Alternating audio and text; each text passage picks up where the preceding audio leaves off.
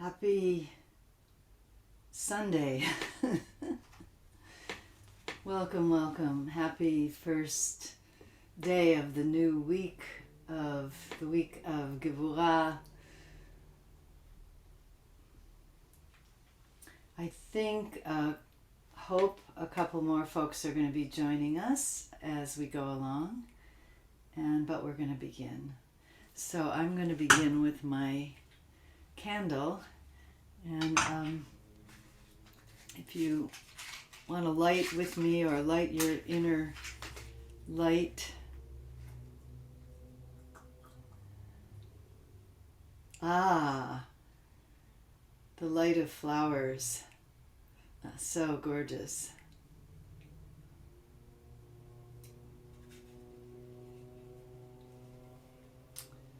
So yeah, whatever is filling you with light at this moment, you might want to just share a little bit of it, if it's your eyes or your heart or your breath. There you are, Michelle. Welcome. And we'll just take a moment to, since we're small, just can take in each person a little bit and begin to connect our breaths and our kavanah, our intention, across the many miles, across the oceans.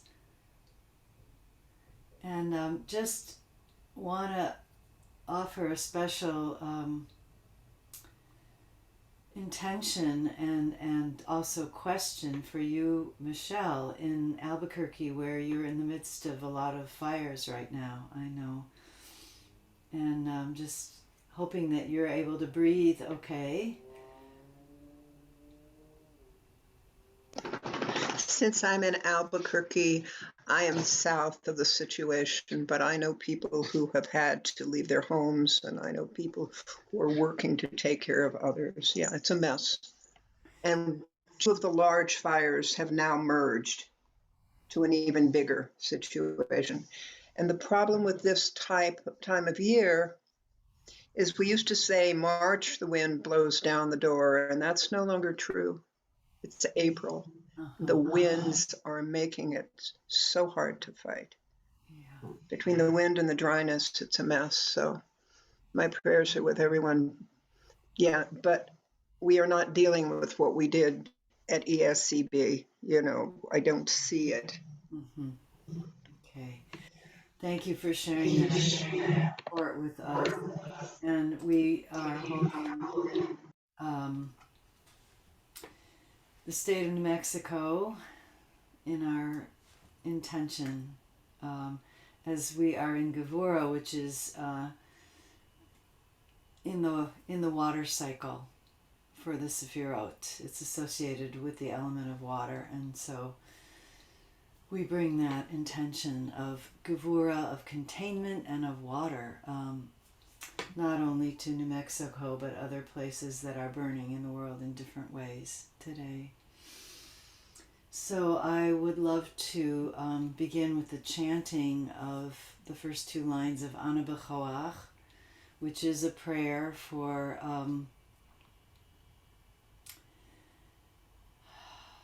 untying the knots and for protection and for divine providence.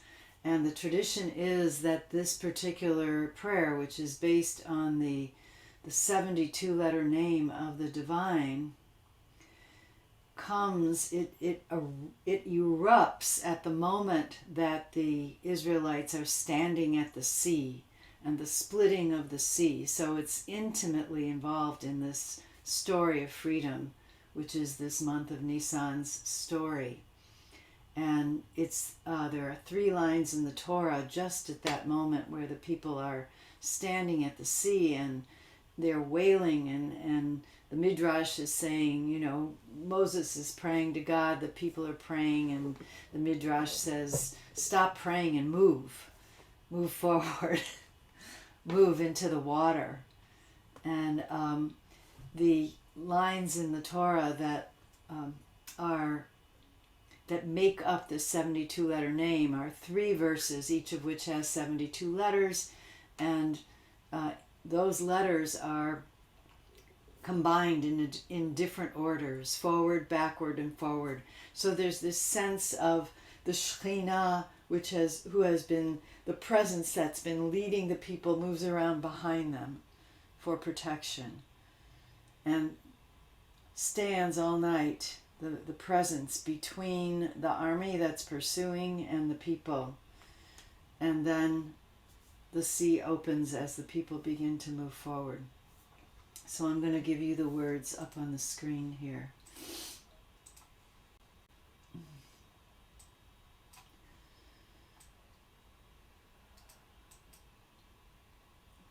And let's just do the melody first. This is Joey Weisenberg's Niggin for Ana B'Choach. And then we'll add the words in.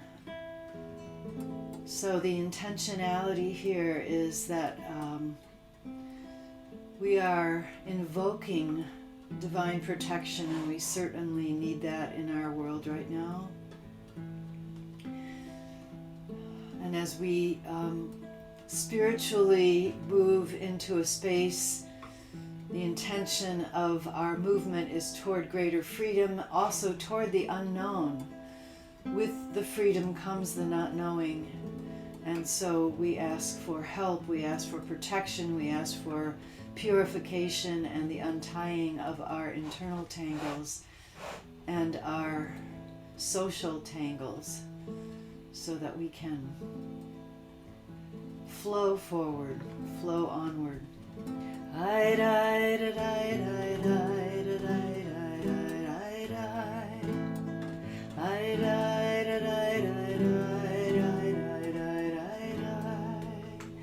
Just hold on a minute so that I can admit people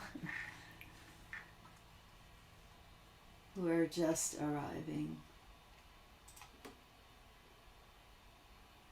So Barbara is here. There were 2 folks a minute ago, so I'm just going to stay here, and we're starting our nigun again.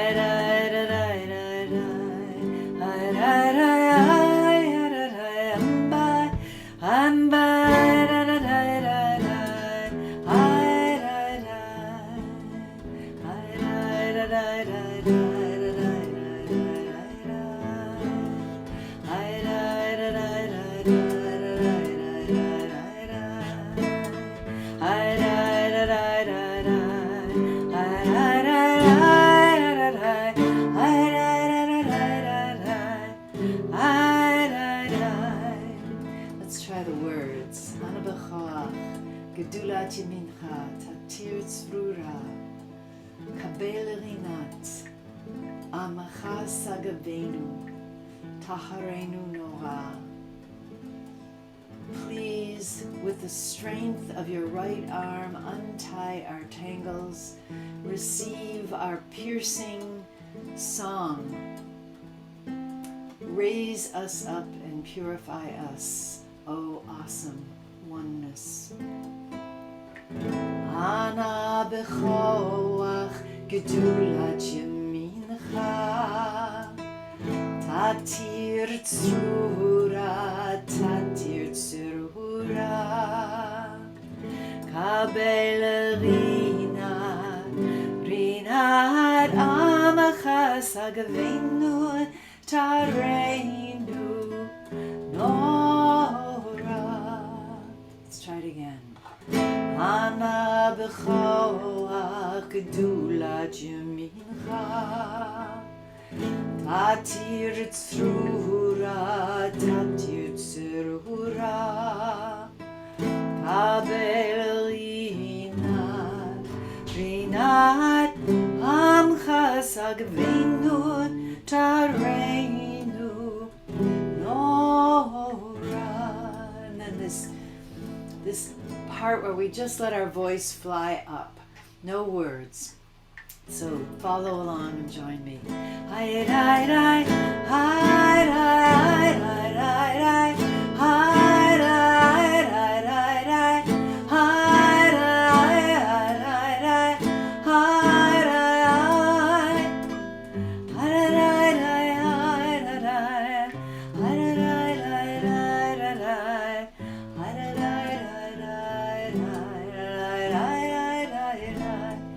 let's try that middle part again, that second part. So finding your breath in your belly, we're just letting our voices fly up, and then you can feel toward the end as it integrates back into our awareness. What we're invoking, this awesome power of Gevura that we then draw into ourselves, into our body, mind, spirits. Die, die, die, hi, hi, hi, hi, hi, hi,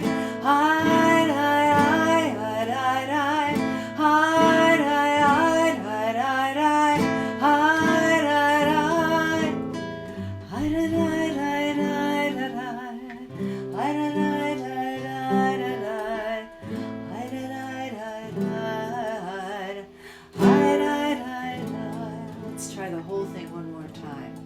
So the words, and then the soaring, and the reaching, and the pulling in, and the resettling. Ana b'chol gedula mincha, tatir tzrura, tatir tzrura, kabel rina, rina ramcha sagvenu, Tareinu Nora again. Anna b'chol gedula mincha, tatir tzrura, tatir tzrura, kabel rina, rina ramcha sagvenu, tareinu Nora, yai, yai, yai, hi.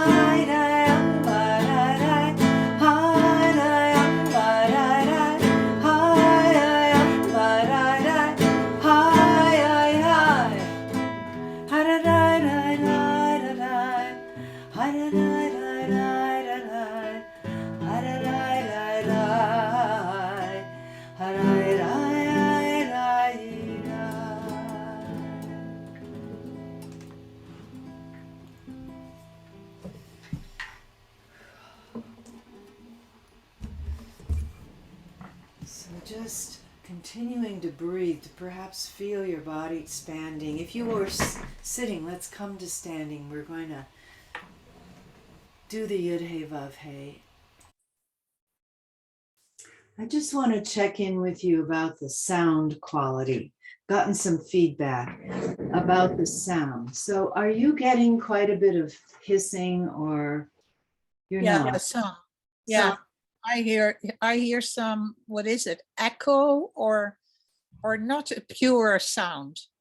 Yeah, it's well, I've got a fan on the computer. I want to try changing microphones and see if that's any better. So can you hear me now? Is that any better? Clear. Clearer? Okay, great. I'm going to stick with this microphone then. So let's just, if you wish to stand.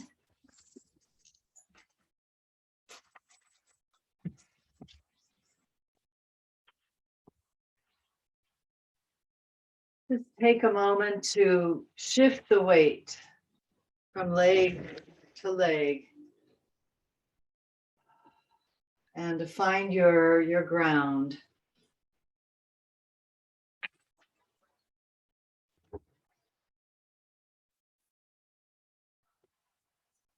And to find the ground underneath the building that you're in, so that you can feel the earth as our support, the practice. And just begin to find a little bit of flow through your whole body. So we just spent a week in Chesed in the Omer.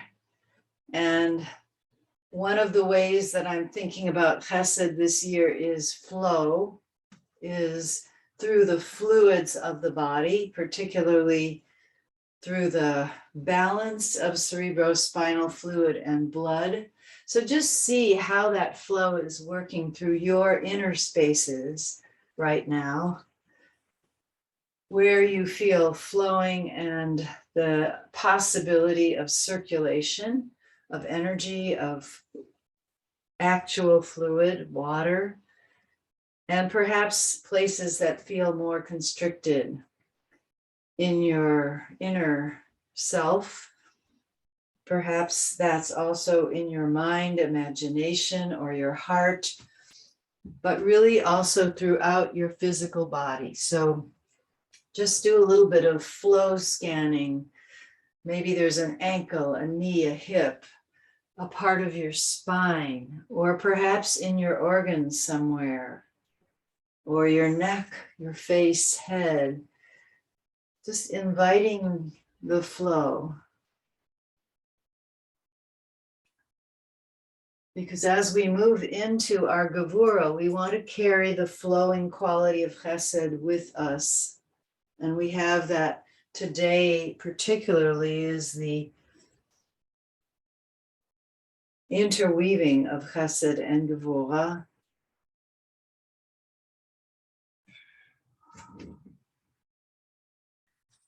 So what helps you open your channels? Do you need to do a little shaking or a little voicing?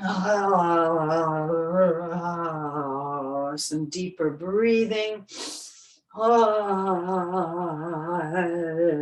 Some facial movement or some self-massage.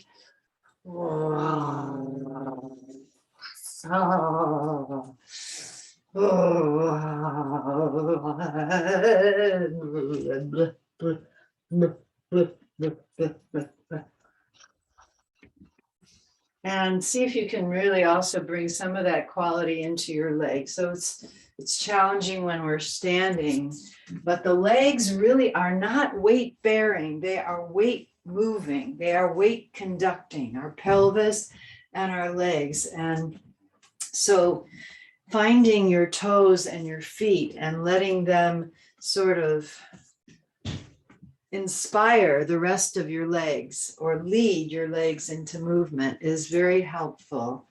Then the legs can empty out. Empty legs.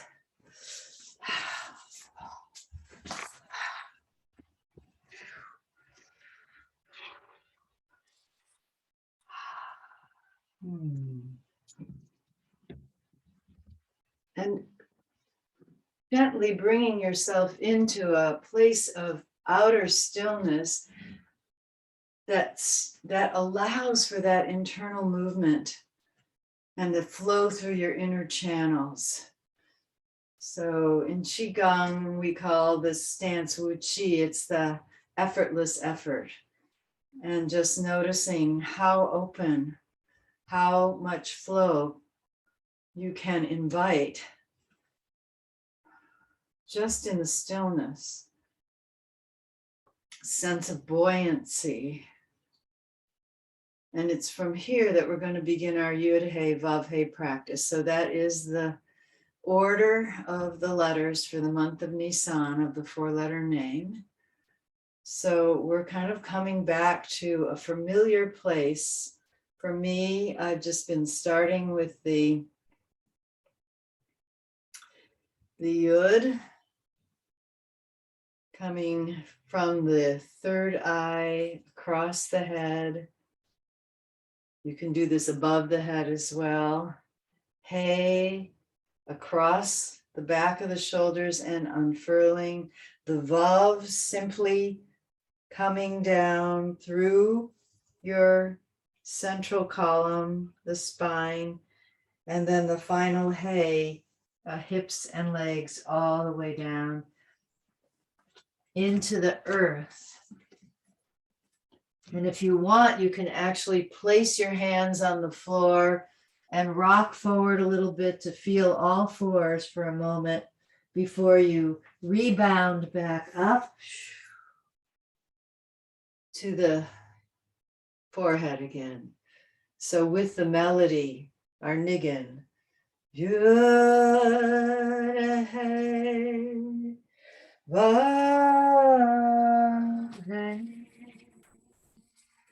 Breathe all the air out and then the air in. You can touch your forehead as you come up and almost press yourself up.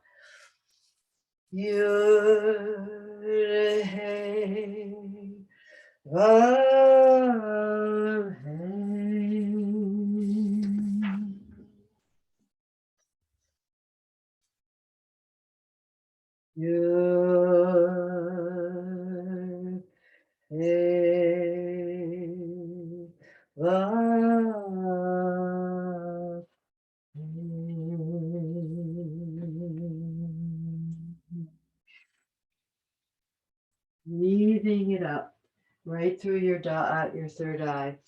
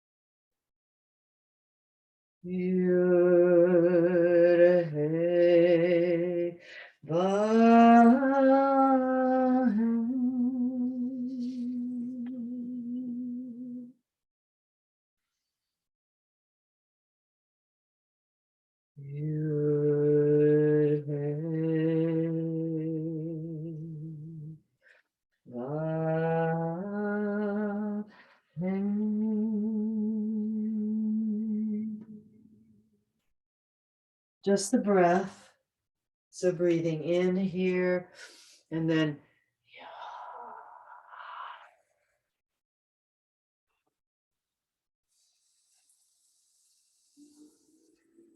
it can be one long exhale if that works for you, or if you need to take another breath, that's fine.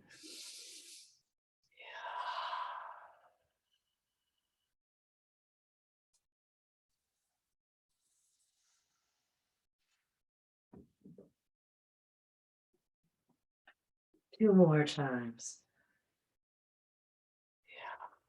Finding your own rhythm.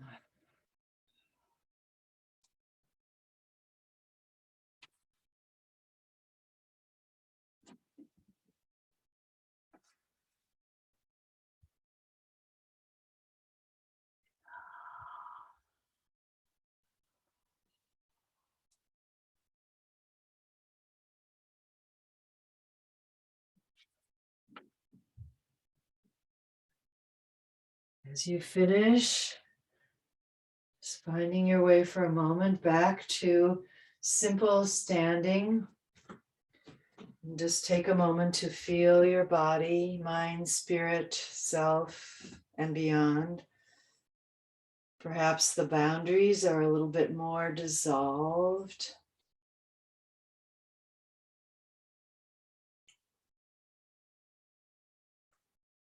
And then just taking a little bit of a walk around your space, whatever space you're in, and receiving it and flowing through it with this experience of embodiment of the four letters of the name.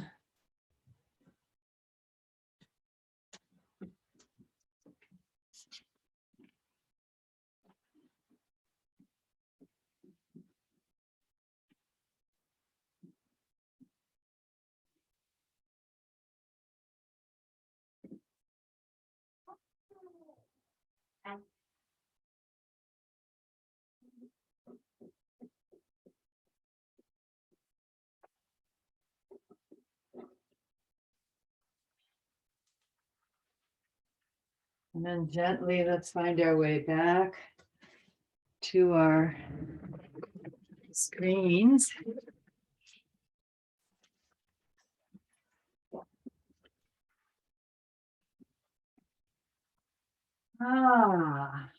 Here we are in Nisan, Zman Cherotenu. Just want to share the Nissan screen with you, and then we'll move right into our check-ins. So just to refresh ourselves,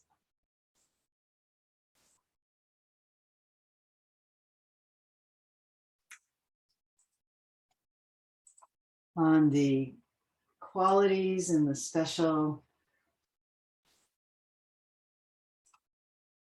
energies of the month that we're in. I think, look forward to hearing as we check in how you're experiencing this. It's been a really intense time. So the month of Nisan is generally in the sign of Aries, although we've moved into the sign of Taurus this year.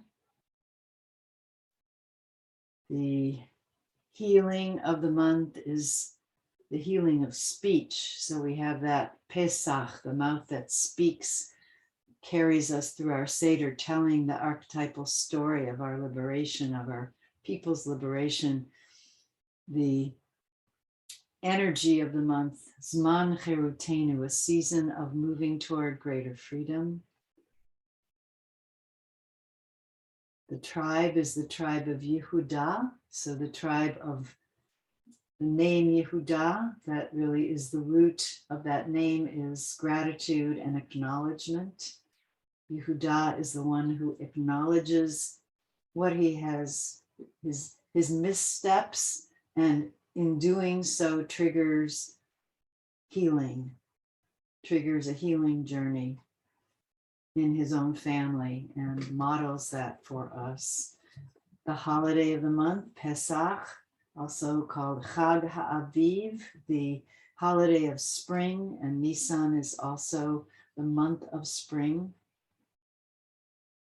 And then the four letters, the Yud, the He, and the Vav and the He are in their usual order, their primary order, you might say, this month.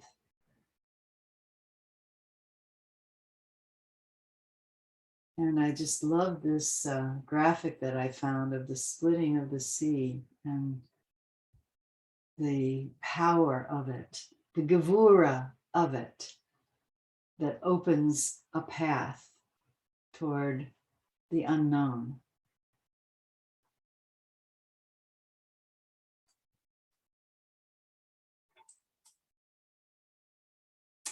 So let's take some moments to check in and greet one another and share. And I want to suggest that one way to focus our very few minutes of checking in that we have with one another, maybe just 2 to 3 minutes each, if you can kind of monitor yourself. What has this season of Passover been like for you this year? Has there been a particular flavor or a particular highlight or challenge of this Pesach season that you're aware of, that you might want to share to bring yourself more present today? We just moved out of the Chag yesterday with Havdalah.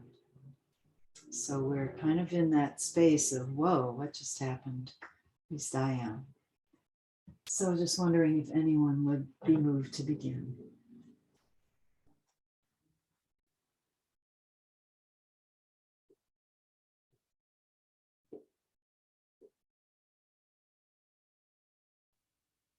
Well, maybe I'll start.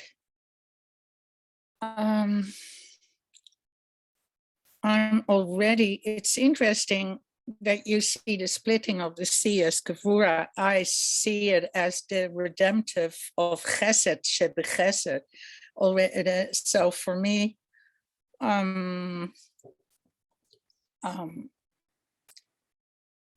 all kinds of things went differently than I had thought. My trip to the United States didn't go through. People were too anxious to have me with the COVID situation. So I decided, no, it's not the right moment. And now the fires, I think maybe even it's very true. So I accepted that. So it was my whole learning the last month is radical acceptance.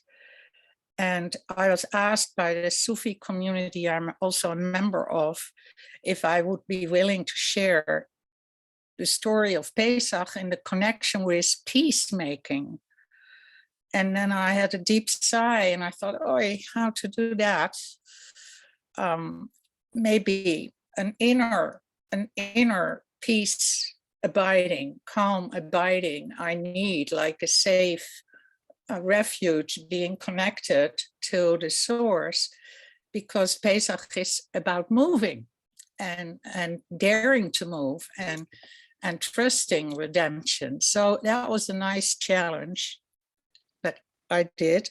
And then I realized for me that the real power of all this is the Aleph, that I allow myself to be connected to the source beyond all duality and creative presence.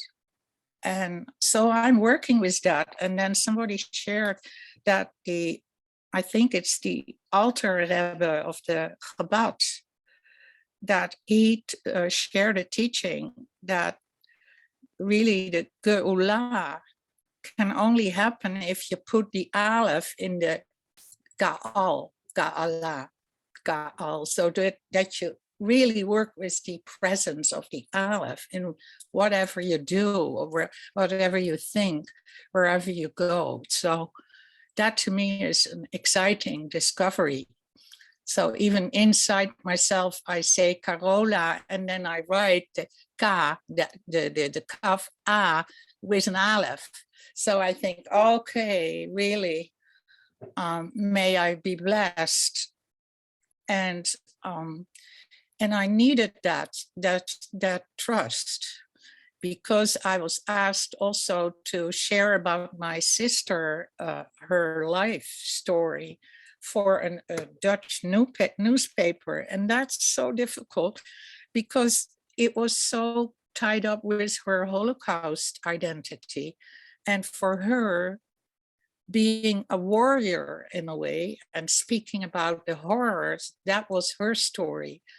And so I discovered that even Yom HaShoah for the Israelis is called Yom HaGevurah.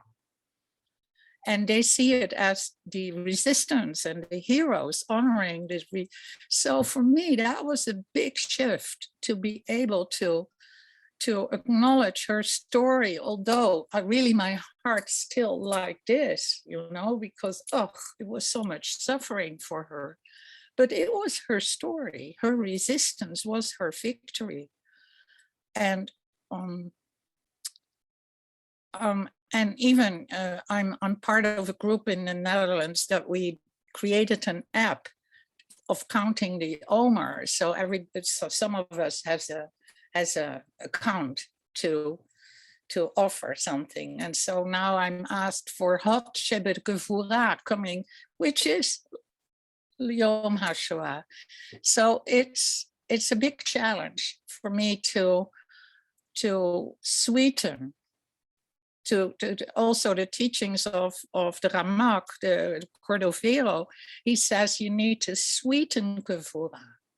So for me, it's this source of Aleph, and the Chesed, even the full week of Chesed, to keep that with me in the Gevurah, in the container, in the containing. And deep insights.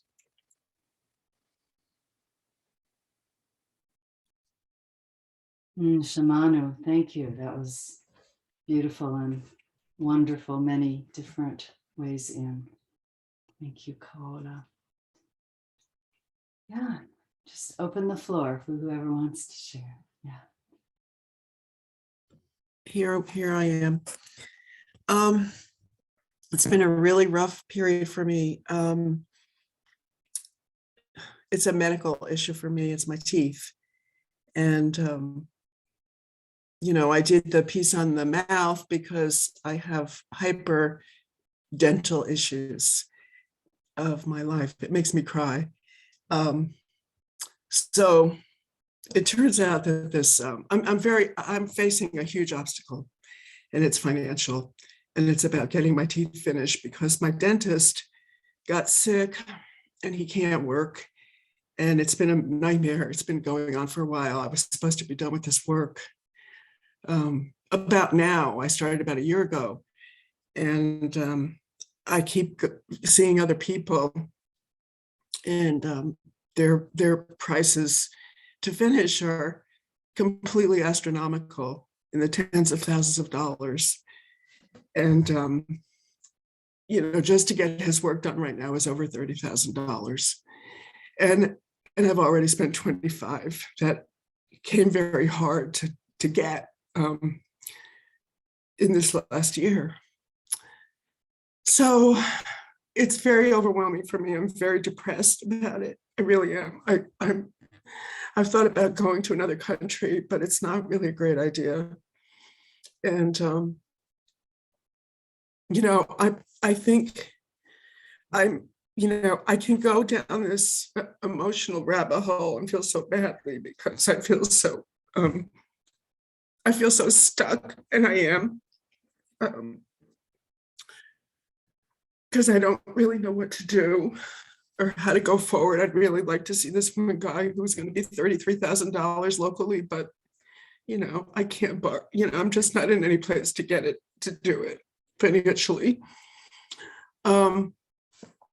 So even though I feel like I have that option, I don't really have it. And so that's living in me. I've had nightmares about my teeth. It's very present. And then on the other hand, as usual, I've had some magnificent and glorious moments, and I'm truly enjoying the spring. For Passover, I went away with a friend. I sent you some pictures, Diane, and we went to this holy sacred land up in the mountains called Ananda Village. It's an intentional spiritual community, and they have hundreds of acres, and every year, but they haven't done it for a while, but we happened to catch it. They have this festival of tulips, and we happened to just find out about it, Jane and I, my friend, and there were 17,000 tulips blooming.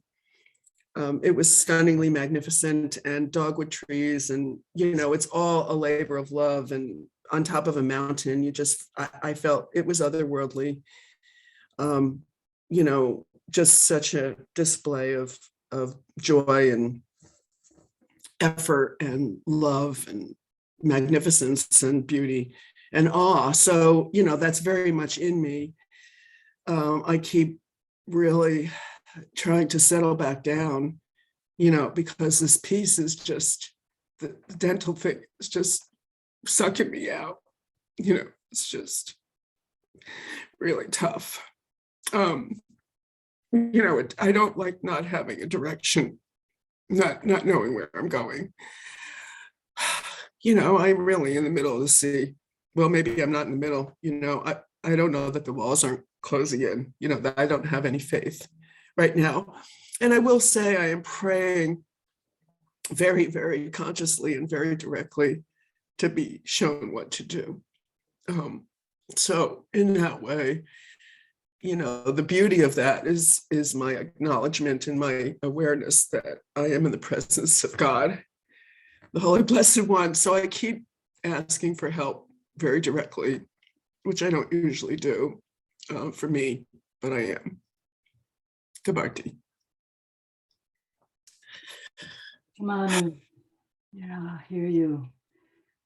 Maybe you and I can talk later. I would like to brainstorm with you a little bit on the more dick level about this. Okay. I hear you. Thank you.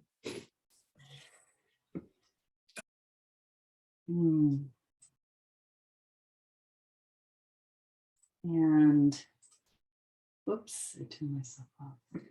And anyone want to move in, speak?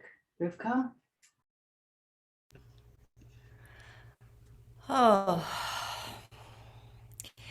I'm so grateful for the safety and sacredness of this space. China Bear, just holding you with so much fierce love, and I never reached out to you to thank you for last month's beautiful, beautiful teaching. So again, kol hakavod on that, and blessings that for the faith you need, and that the way will reveal itself in good time, in its right time. And Corolla, thank you so much for your beautiful teaching too. I just may be blessed with sweetening the gevura and that radical acceptance with that olive. It sounds like the theme for both, like that olive, that bringing that God in. Oh, and yeah, it has been an intense month. I mean, it's just, we're all so interconnected, and the world is just so struggling, and our lives are. And I feel like I've been in a continual birthing process. I did have celebrate turning 60 on April 6th of this month, and a few days before that, my Hebrew birthday. And, even though this month is the hay, and I feel the Aleph energy a lot, that the Samech of 60, that sense of, there's this coming of full circleness that I'm feeling, Pesach, Seder. There's a lot of Samechs, actually, Pesach and Seder.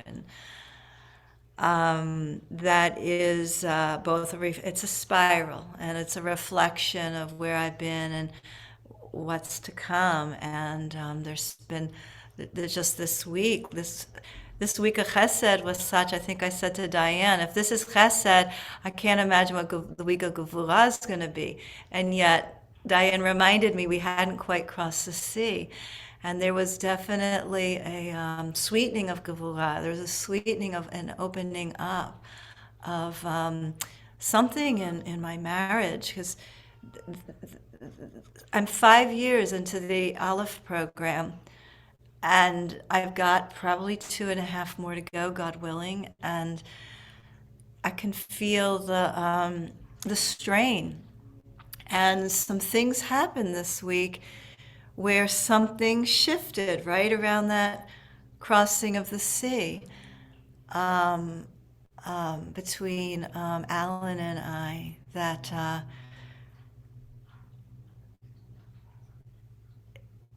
it's pretty incredible. That's all I can say. And within me, recognizing we really have to tend to us, and we have to tend to us.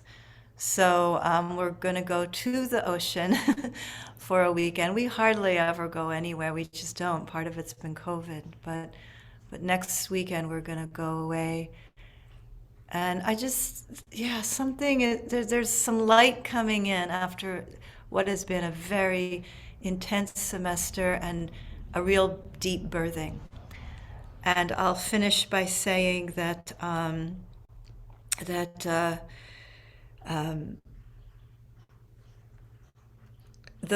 did get to lead a Seder in person, and I really showed up. And welcome, Rhonda. I just want to say I'm glad you made it. I know you had another thing. So we're just doing check-ins, and I am the third person to go. So just finishing up. That for leading the Seder that I led this particular year was the first time of leading one in person with 3 good friends. And Alan came, which is again quite extraordinary because he carries the ancestral trauma of Holocaust survivors as a child of parents who were German Jews. And was able to show up in the fullness of my being.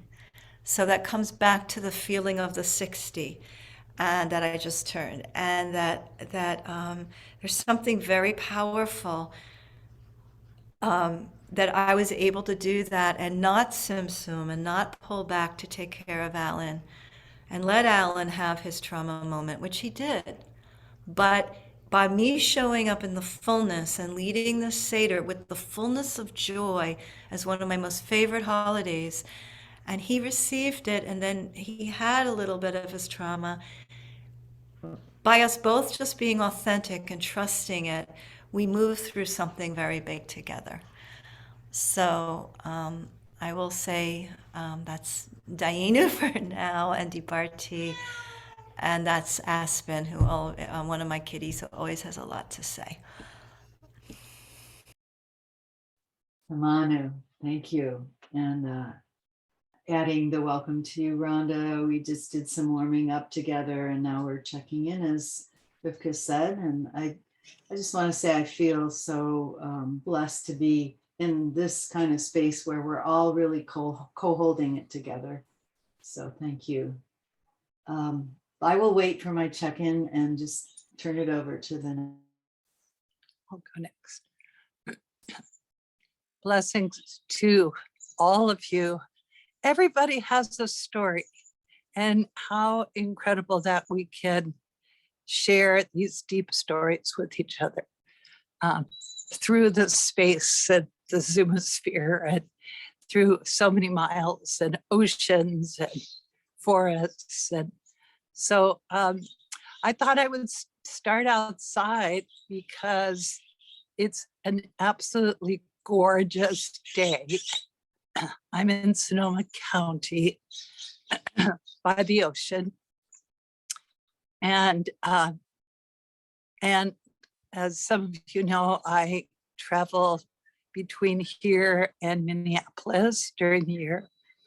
And I feel so happy to be here right now with deepening love and celebration, and this beautiful, beautiful land that I'm living on.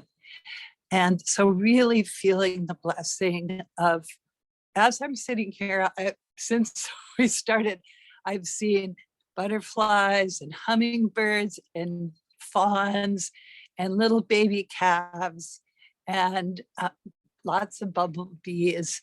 So it feels like spring and opening is right here and within me and around me. And so I feel quite blessed in the expansiveness and the blooming of spring. We had Seder here, second year, and one of my daughters came here from Minneapolis. And so I feel like there's this beautiful, expanding family here for me. So I feel incredibly grateful. I didn't expect this a couple of years ago. I would never have thought this would be, I would be sitting here right now. So I thank God and count my blessings with gratitude every day. And thank you to all for all your gifts and sharing. Tibarti. Shamanu. Thank you, Barbara. Michelle. When I was meditating one Monday night with somebody from Nahalat Shalom, a voice inside me gave me some wisdom, and it said, shut up, listen, and know you're not alone. So when I was freaking out about whether to go to a Seder, which Seder, am I going to be invited to a Seder, on and on, I said, just wait. And my dance troupe decided to have a Seder together, and it was absolutely exquisite. The wind has been really intense here.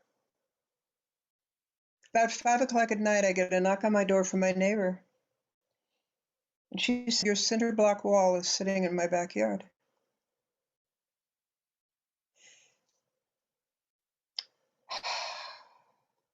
Now, I'm very good at freaking out. And my worries come first, and they go on and on and on. So I said, excuse me while I freak out for a moment, and I'll figure out what this is. Well, 2 doors down is a lovely neighbor, and her sons own the house next door where the cement was. And I met them, and they said, should we do wood or cinder block? And we decided it was going to be wood. And they said, fine. And they're taking all of the bricks and stacking them to put them on Craigslist. And they just went to Lowe's and they've picked up a bunch of posts and cement and wood, and they're building a fence. And they said, would it be all right if you pay for the materials and we do the rest of this? And I said, thank you. Here's some water and some Lara bars. This morning, I joined family.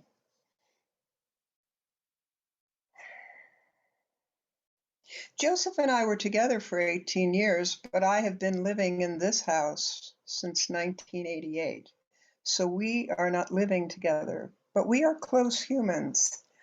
And my great-grandniece, her husband, no, my grandniece, her husband, and my great-grandniece this morning, it was fun trying to get back here in enough time, went over to the biopark, and we were wandering around with this tiny little girl who ran the entire show. Lily is adorable. And I reached in my head and I said, where my sun hat is. And I looked at Joseph and I said, was I wearing a sun hat this morning? He said, yes, you were. And the last time I saw it was back here. We can catch up with them later. And he walked me over to my sun hat. And I said, thank you.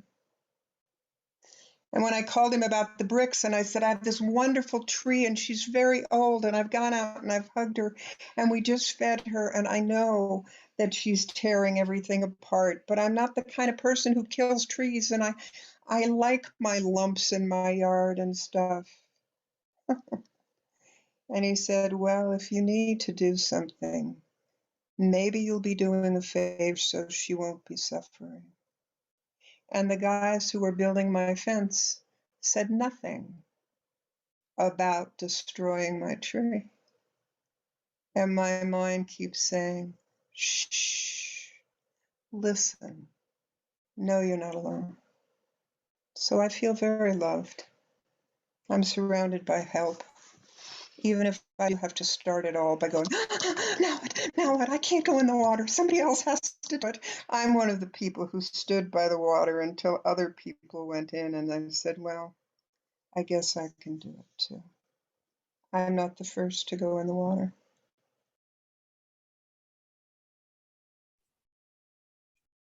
Manu, but you're in there now. Thank you, Michelle. Vonda, do you feel ready to check in? I do. It's great to see everybody. I feel like I've missed the last couple. So I'm coming from a croning ceremony for a friend that was on the beach this morning. And it is also down here a gorgeous day.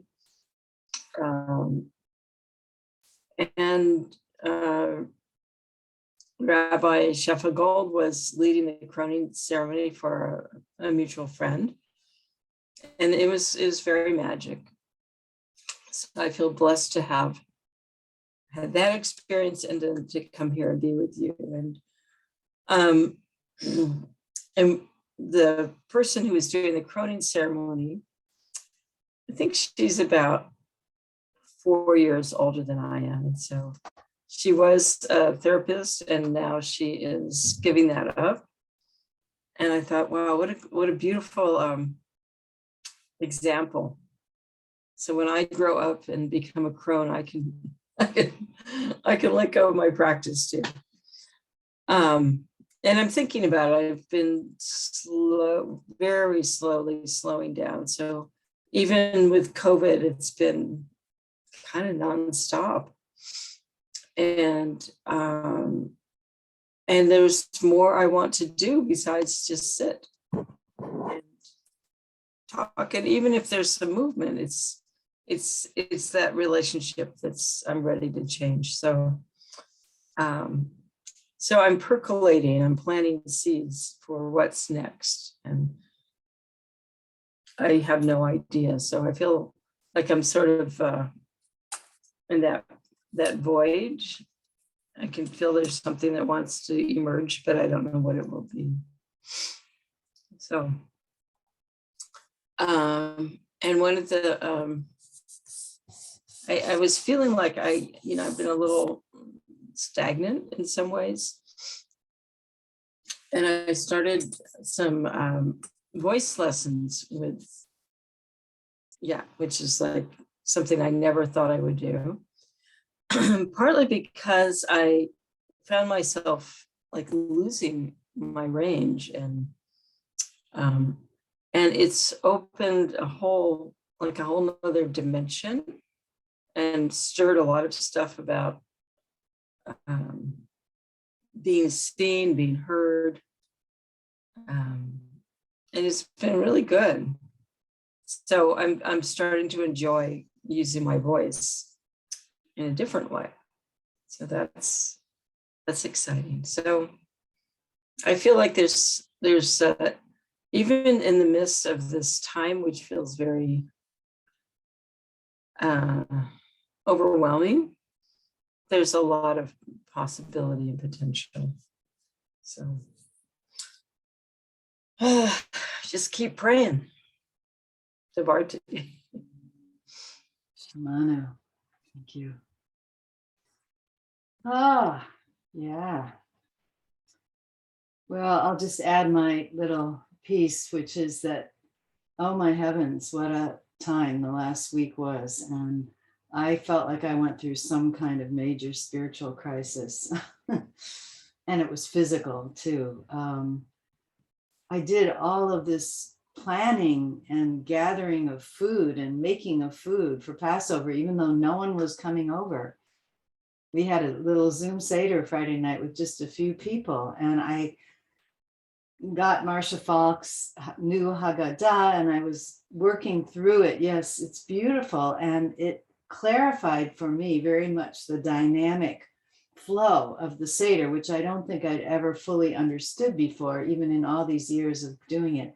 And I was so ready to flow through it and to have the transformation, even though, yes, you don't totally transform in one meal, but I'm getting it that these rituals are what has sustained the Jewish people for thousands of years through really tough times as tough as this and times tougher than this. And that we get a piece of the opening and the depth and the faith each time we go through the different flavors of the ritual. And in this case, because it's a meal, I feel like we're literally entering the slave body and digesting it. And we do it again year after year. So we digest a little bit more of it or a little bit different part of it each year. We can. So there we were at the Seder, and I was so ready to guide us through this. And it was not what my Seder mates wanted or needed. And at a certain point, I just had to let go. And it went into a deep place. We never made it out of Egypt. It was okay. I had 2 more Zoom Seders that I got to attend. None of them was ultimately satisfying, but in the end, I got to move through. So, but I had a huge, my body just, it could have been a combination of eating all of this unfamiliar food that I so lovingly cooked, including lamb shanks with wine and dates. And, you know, I never eat red meat, but 5 days in a row it took us a long time to get through these lamb shanks. And I was so sick by Wednesday, I wasn't sure I would be able to do what I had to do. But it was on all levels, you know, it was physical, but it was also this mental and emotional and spiritual. And I thought, how am I going to make it through the Omer this year? How am I going to make it through the next 7 weeks?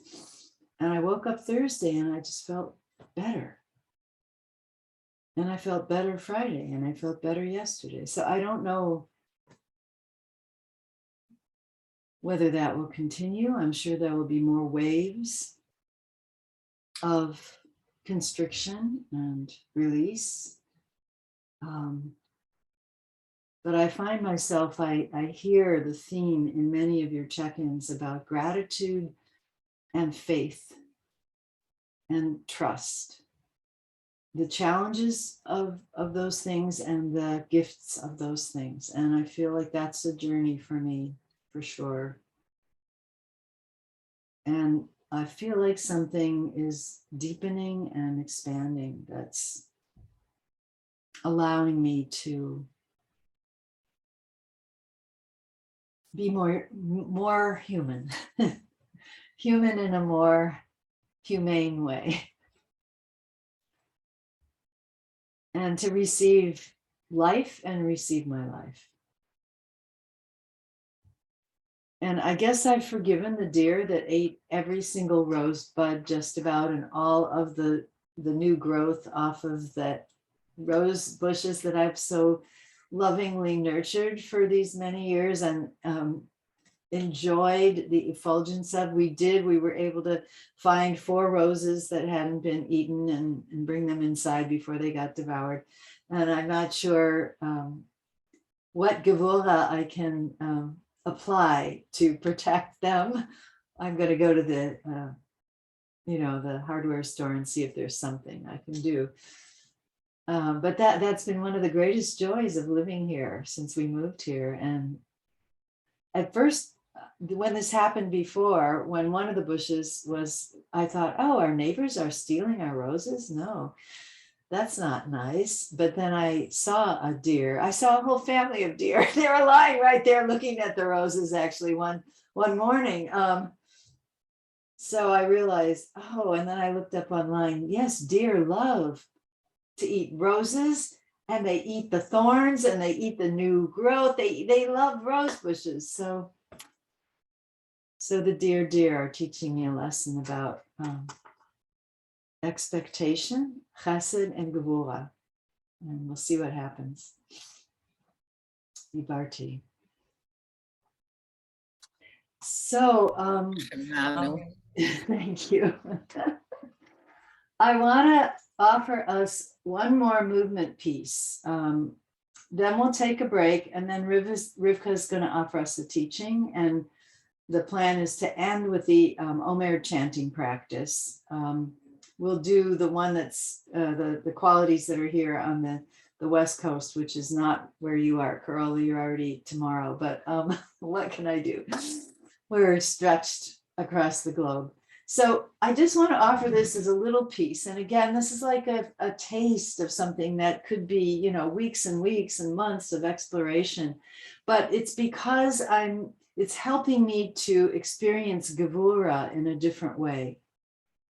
So again, last month I gave a teaching that was a bit overwhelming, I think, about the extrafusal, intrafusal muscle fibers. But this is a muscular teaching, and I just want to present it very simply from my teacher, Bonnie Cohen, about the relationship between the very deep muscles of the body and the more, which are mostly small one joint muscles, and she calls them the A muscles, and the long muscles of the body that she calls the B muscles that are 2 or more joints they span.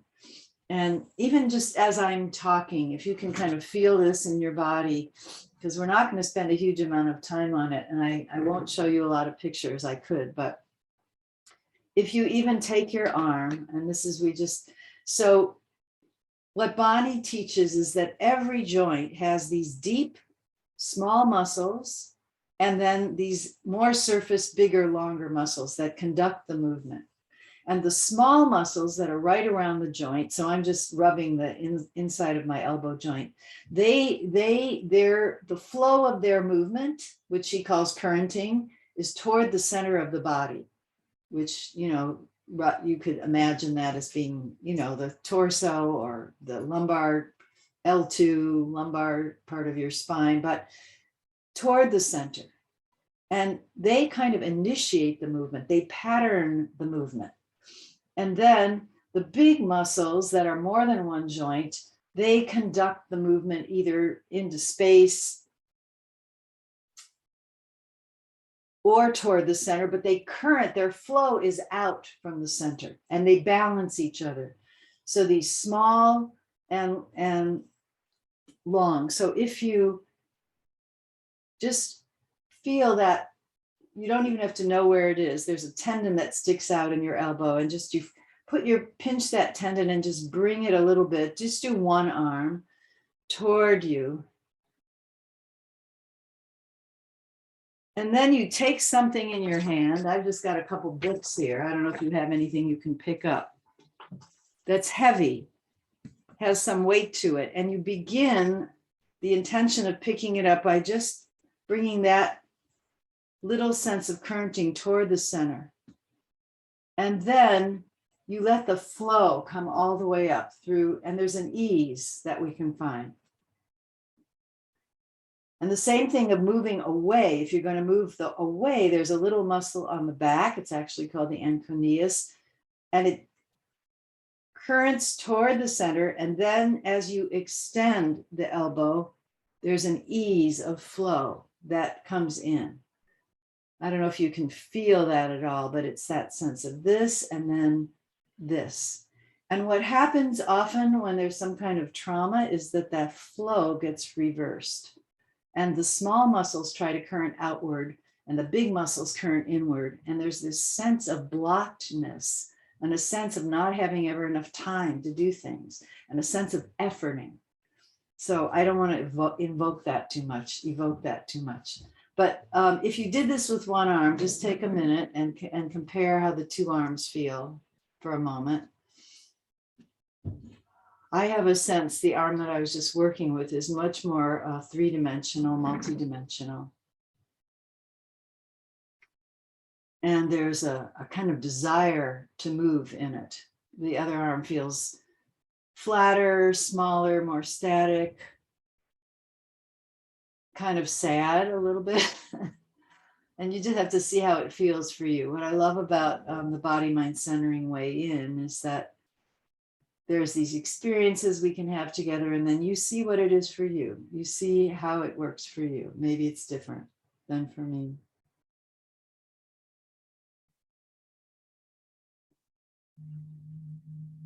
So after you've compared, then you can take a little time to work with the other arm, to just first start with, it's actually the lower part of the bicep muscle that she calls, it's not a separate muscle, but it's the A current that moves toward the center. And then when you do that full flexion with the big muscle that goes all the way up across the shoulder, elbow and shoulder, it's already patterned for a flow and ease of movement. And then when you want to extend, there's this small muscle, and it's kind of counterintuitive, but it's coming toward the center, and it patterns the flow into space of the larger extensor muscles on the back of your arm. So you can just play with the two sides a little bit, and you find that flow. And you can try then, if you want, picking something up. I've got my two books on the other side. And if you just pick it up without thinking ahead, I actually have pain in my shoulder if I do that, because this is, there's a repetitive motion injury from too much mousing. But if I bring in this first, there's an ease and a different rhythm. And then if I bring in this first, again, there's an ease and a refinement and a flow to the movement. So I'm really interested in the flow of Gevura, the flow of the strength. It's a power and a strength always modulated by this sense of flow, which you could say is chesed. So the Gevura gives what Benji Elson in the Dance of the Omer teaches. I'm still thinking about this, that the chesed is like the river flowing from source, and the river flows into the ocean, and the ocean is the power of the water, but it's also contained by its shores. But it's much bigger and more powerful. And sometimes we need that bigger sense of power in order to accomplish the strength to accomplish what we want to accomplish, or to protect ourselves, or to protect our family, or our country, or our community, or to open the way to freedom, or to do a birthing process, which is extremely muscular and challenging in many ways. And that flow, that Gevura is supported by this balance of inward and outward flow, which is also chesed. And as we move through our week, we're going to bring in all the different qualities. And because we start with a week of chesed, we've infused ourselves with chesed, that we hope that that's just going to flow naturally into our practice of Gevura and all of its. We're building a kind of flowing structure that has a balance of qualities that we need. So I'm just going to put on a little bit of music for you to explore. You can do this kind of play with any joint in the body. You can imagine, even if you have no idea what the muscles are, that there are small, deep muscles that are working toward the center of the body at the same time as the big muscles, I'm doing my psoas right now, are flowing away from the center. So whether the movement is a flexion or an extension, it doesn't matter. There's a balance of inflow and outflow that gives a strength that comes from integration, coordination, and flow rather than from tightening or efforting. So just giving you some music to explore with a little bit, and we'll move right into our break from this dance of flowing Gevura, Chesed Shebe Gevura, Chesed in connection with, woven with Gevura.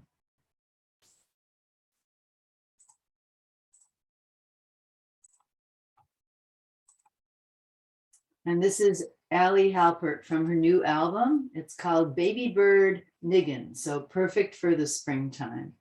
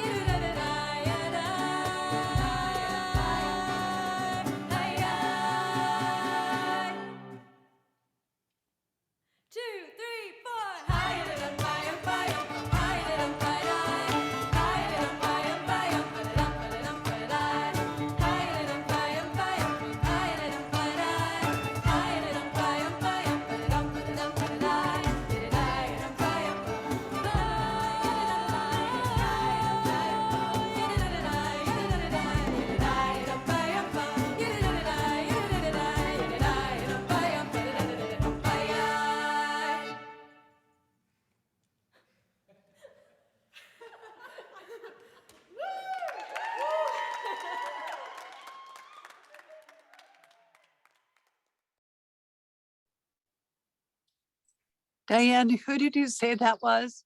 So this is Allie Halpert's new album called Loosen, and you can find it online or Spotify, I think. This was called Baby Bird Niggin. So it's really fun. So let's just take a very quick break, short break, and then when we come back, Rivka is gonna share a really wonderful and very different kind of teaching with us, a more internal teaching. So let's come back at 12:25, just take a quick bio break. See you soon.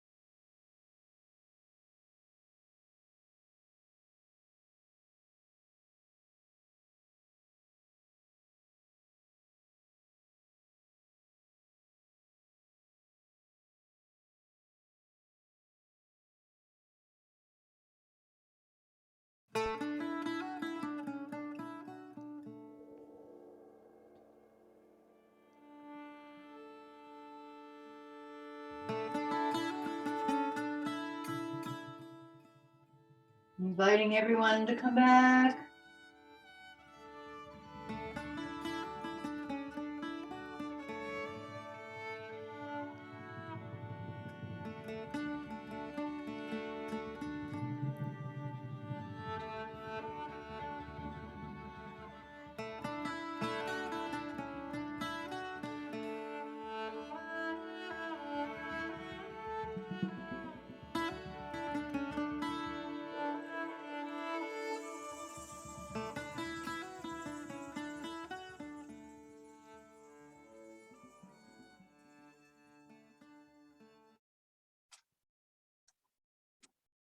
So, turning it over to you, Rivka.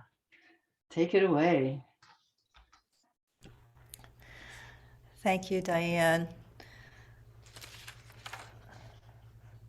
So what I'm going to share with you all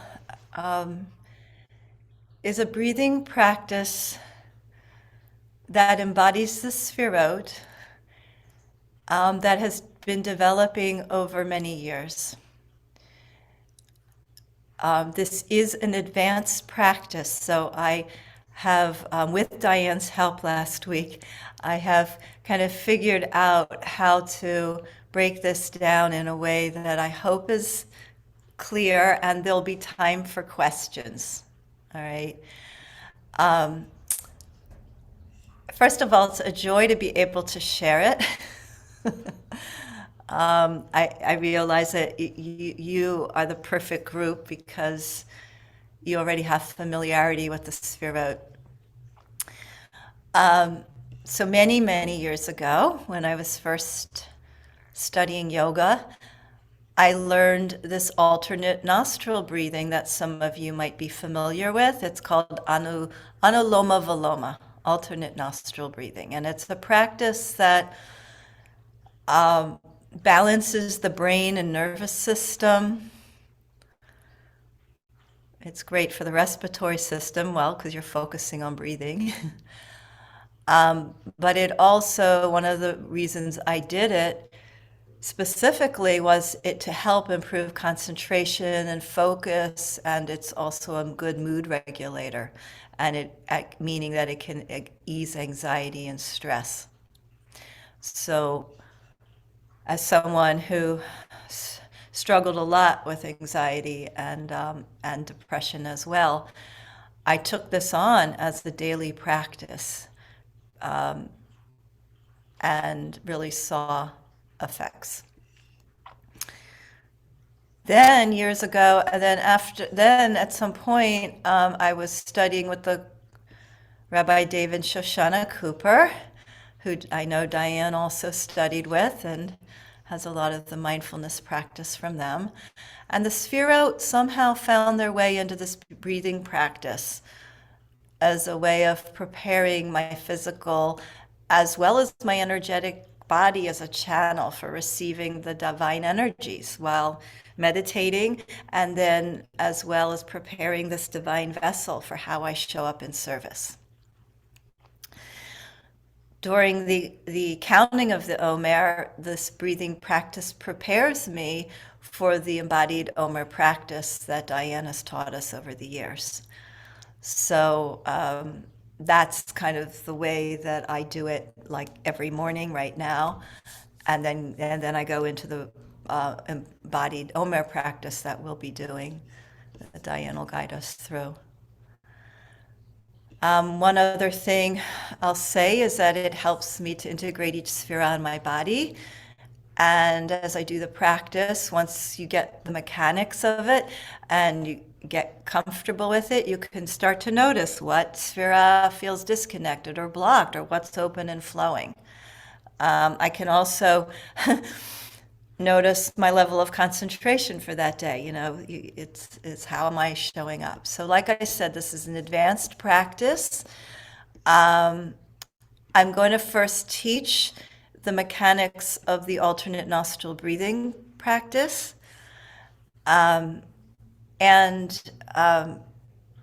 then we'll have some questions, and then we'll attempt to at least take you into layering on how I do this with the Sphero, okay? One thing that Diane actually helped me with greatly, you helped me last week, was the counting. And I have actually been playing with that. So I think when I first learned this practice, it's like you actually exhale twice as long as the inhale. But when I've been doing this, it's been pretty even. And then Diane said that in the body mind centering work, Bonnie teaches, and please correct me, Diane, if I got this wrong, that you inhale on an 8 count, and then at the top you hold for 4 counts, then you exhale for 8, and at the bottom of the exhale you hold for 4. So that's Yeah, that's it. And I would just say that we don't use the word hold, we use the word suspend the breath. oh, So you- beautiful. You suspend the breath for 4 at the full breath and then at the empty breath. That makes that changes everything, doesn't it? So thank you. So we're going to do this first, and there is a movement with it that involves, I mean, has anybody done this practice before? Okay, all right. So I was taught to do it with my right hand, and I'm going to mirror you. So right hand, right? I actually do it with my left, and Diane, I think the practice you do, you alternate hands day to day, which I would love to do that. So, so to say, yeah, it's a good way to balance your whole system. But I'm going to demonstrate with my right hand. No, I'm demonstrating. Yeah, I'm using my left hand, but you can imagine the right. Okay, and so the thumb is, you're going to use your thumb to close off your right nostril and inhale through the left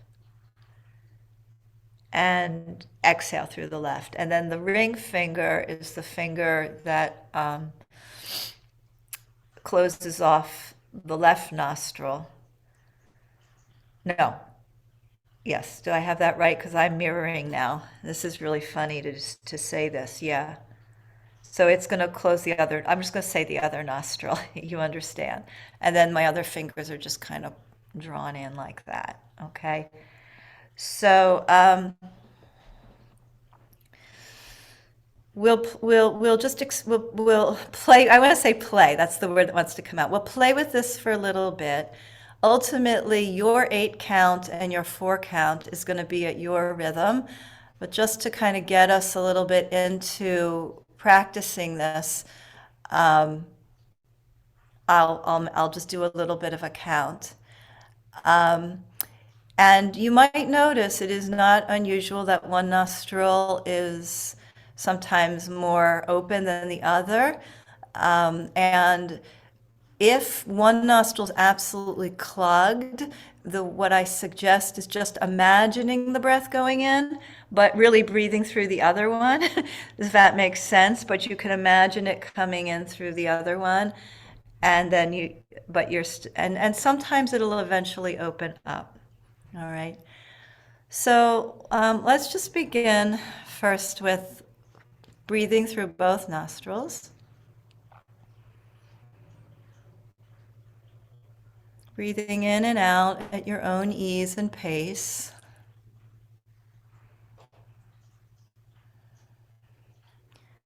And as I love to say, the breathing and being breathed by that interbreathing source of our own breath, of life, that's breathing us in each moment.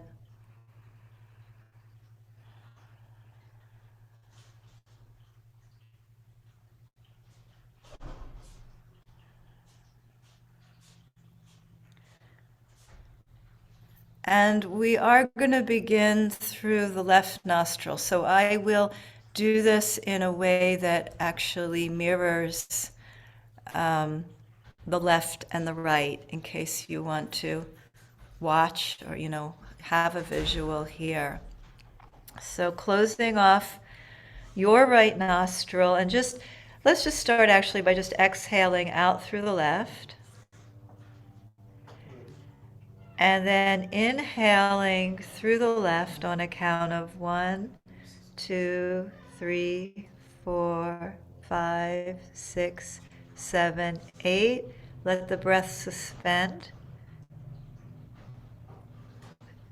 And then exhaling out the right nostril. 1, 2, 3, 4, 5, 6, 7, 8. And then just let it suspend at the bottom. 2, 3, 4. And then inhale right. 2, 3, 4, 5, 6, 7, 8. You can close off both and suspend. 2, 3, 4. And then exhale. 1, 2, 3, 4, 5, 6, 7, 8. And let it suspend. 2, 3, 4. And do another round yourself on both sides. Inhaling for 8, suspend for 4,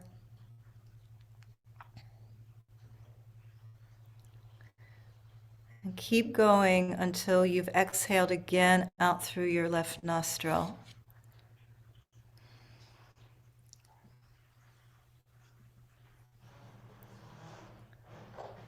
And when you have, just lower your hand and notice your breath.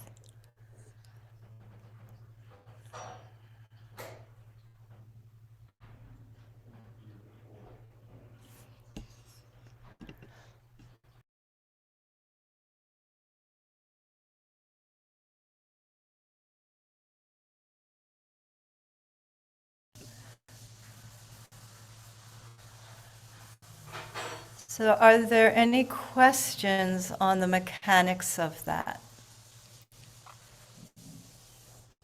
Diane? So when you suspend the breath in between, you're actually suggesting that we close off both nostrils. Is that how you learned the practice also? It was how I learned the practice. Yeah, it was how I learned the practice, but it's so interesting. I'm not so precise on that anymore when I really do it. I mean, I'm just aware that it's suspended. I think that the idea of closing both is to help, but if it creates too much of like the holding, then maybe you just, again, this is all for everyone to experiment with what works for your body. But if you just inhale and just let it suspend, maybe you don't even close anything, right? That could be another option. What do you think about that? Well, the way I have been doing it for many years is just I suspend, but I just leave it the way it was. I don't try to close both. Right. I'm And I trying, think, yeah, I'm trying to keep the vocal folds open, and so it helps. This was more challenging to do. good. So that's great feedback. And the reality is, I don't usually. I mean, I think anymore, I just do this so automatically. I think it's just one finger and the other, and I'm not doing this. So thank you. May I say something? Yes, I heard please. from the Tibetans much that this is the hand and the closing is just a form. So you not focus on either closing or opening, you focus on the flow, the wind of the breath. So if I let the out breath go, it's just a waiting, because then from the body, it comes up again. So my attention is resting on the wind. That's beautiful. And when I learned this, I learned it from the Shivananda people who were wonderful in many levels. And then there was a lot of form that I think isn't useful. So I appreciate what you just said, Carola. I think it is about the breath. And when I focus on this, as I'm about to take us in, it's going to be all about the breath and the flow of, through the Sefirot. So I'm not really focusing on any type of holding or form. Any other questions or comments on just the mechanics? So a whole round is that inhaling through the left, suspend, exhale through the right, suspend, inhale through the right, suspend, exhale through the left. That's the whole round. And so what I do is, and I apologize because I have a new printer, and I didn't leave like this all kind of came together. I made a beautiful diagram, and I tried to get it to scan it today, and it wouldn't let me. I'm still getting used to it. So I'm going to hold it up to the screen. You can just kind of see. Just to see this, I really wanted you to have it, but I will give it to you. So, so what you can see here is, and I didn't even color it in yet, but it's all penciled in. But what you can see is that I'm going to be, every time I inhale, starting through that left nostril, I'm visualizing that I'm coming from Keter. I'm coming into Keter, and eventually what's going to happen is we're going to progress with one sefira each round that I just mentioned of the inhale, suspend, exhale, suspend, inhale, suspend, and exhale, suspend. Each one comes to a new sefira. And what is here is you can see there's this visualizing of it doing a downward spiral for the first half of the round. And I will, like I said, I will actually, I'm going to share screen in a minute to show you, because I think the visual of how it goes. But that's what it's doing. And I've added, so I've done Keter and Chokhmah and Bina. And then I'm doing the upper da'at and the lower da'at, right? Then Chesed, Gevura, Tiferet, Netzach, Hod, Yesod. And then I usually am doing the sitting, so I usually imagine Malchut, just down through the center, whether it's the perineum if I'm sitting, but it was easier for me to draw a person standing. Okay, so that's going to be the flow. It's a clockwise spiral through the body from Keter through downward on the first half, and then when we go from the back through the right nostril, it's going to reverse the direction back up. All right. So I'm going to share screen, and just so you can read this and see this. And like I said, I apologize for not having the other sheet yet. Diane, can you enable me to share screen?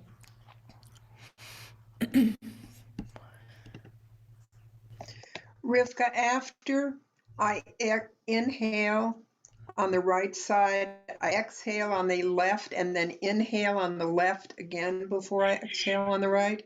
I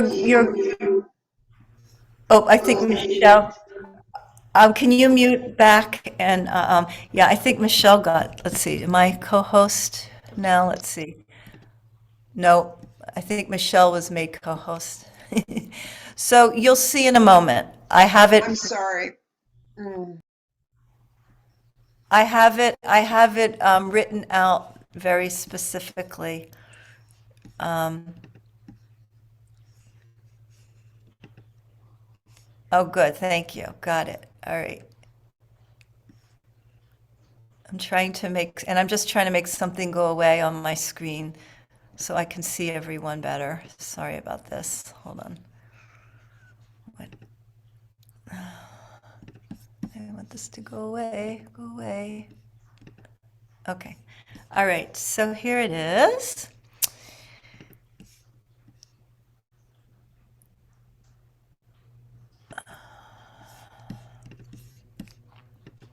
Okay.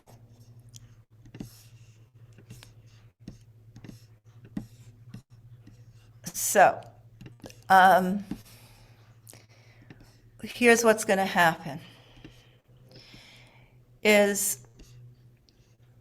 you start with that coming to center, and then the inhale of the 8 count through the left nostrils first. It's coming down through cat. So we're starting with keter, and you inhale 1, 2, 3, 4, 5, 6, 7, 8. Suspend and just focus on that sphera. In this case, it would be starting with keter for 4 counts. Then you exhale, and as I exhale 8 through the right nostril, I'm pulsing that energy through that sphera. So, through a count of 8. Then at the bottom of that count, when I've exhaled through the right nostril, I'm just letting it rest in that newest sphera. Then you inhale and you now begin to reverse it. So you bring it back up. In this case, I'm just in keter. So up and hold, again, suspend for the 4 counts, and then the exhaling, as I exhale through the left nostril, I'm pulsing it out through the top of keter. So that one is, I'm going to just kind of talk through to Chokhmah, because then it'll start to make a little bit more sense. And then I'll try to guide you through this a little bit. We'll see how well we do. So Chokhmah is going, it's going to come in. So you inhale, and as you inhale for 8, we already got 2 sphirot. So you inhale 1, 2, 3, 4. It goes to Chokhmah 5, 6, 7, 8. Suspend and just be with Chokhmah on the right side, right eye, right brain.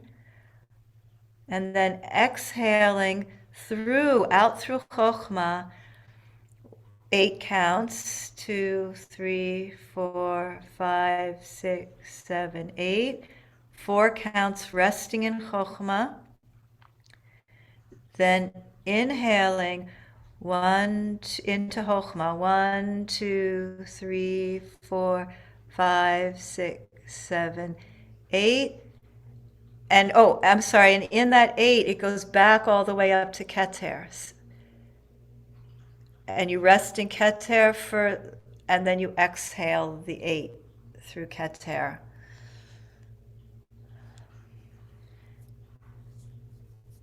So I don't know if this makes any sense, and I'm going to stop share and just see if this makes any sense. I know this is like so any questions?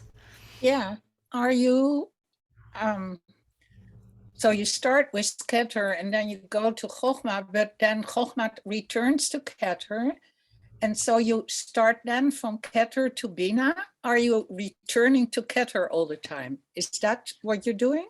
So I'm going to just show it on my body, and Yeah. this, you're seeing this as your right side, right? Yeah. Yeah. So what will happen is inhaling, it'll come in through keter, chokhmah, and now the new one is bina, and that will be your 8 count. And then you pause in bina, that's your newest sphera. Then you exhale through bina for 8. You rest at the bottom. And then as you're inhaling in the right nostril, oh, wait a minute, I reversed the direct. Did I no. Doesn't matter. Just go on. Oh, yeah, I'm show sorry. The whole flow. Yeah, show the whole flow. So, yeah, okay, so I'll just do this again. Thank you. So you're inhaling through the left nostril, and as you inhale through the left nostril, you're going through keter, Chokhmah, Bina, and that's your 8 count. And then you rest and you just focus in your newest sphera. In this case, it would be Chokhmah for the 4. And then you exhale and you're still in Chokhmah. You're just spending time in Chokhmah. Then as you inhale through your right nostril, you reverse the flow on an 8 count. 1, 2, 3, 4, 5, 6, 7, 8. It gets then 1, it suspends up. 1, 2, 3, 4. And then you have to exhale again. So then you exhale and you just keep sending it up. Right? Exhale, 2, 3, 4, 5, 6, 7, 8. I'm just going to keep showing you this with my hands. And then inhale, 1, 2, 3, 4, 5, 6, 7, 8. Now we are into the upper da'at. Suspend for 4 at the bottom of the breath. For 4, and then you exhale through upper da'at. 1, 2, 3, 4, 5, 6, 7, 8. And then you rest in da'at at the exhale, and then you inhale. When you inhale your 8 back up, 1, 2, 3, 4, 5, 6, 7, 8. And then suspend, 2, 3, 4. Exhale, 1, 2, 3, 4, 5, 6, 7, 8. I'm going to use my hand to show the movement of the nostrils, but I'm going to do the other one and bring it through and see if this is helpful. Now, just ask one question before you show that. Yeah. Are we starting in Keter each time? Yes. So it's always the first half of the round. It's always coming up from Keter, and then it's working its way down through the next sphera. And then you're going to hang out in the first 4 count of the inhale in that sphera.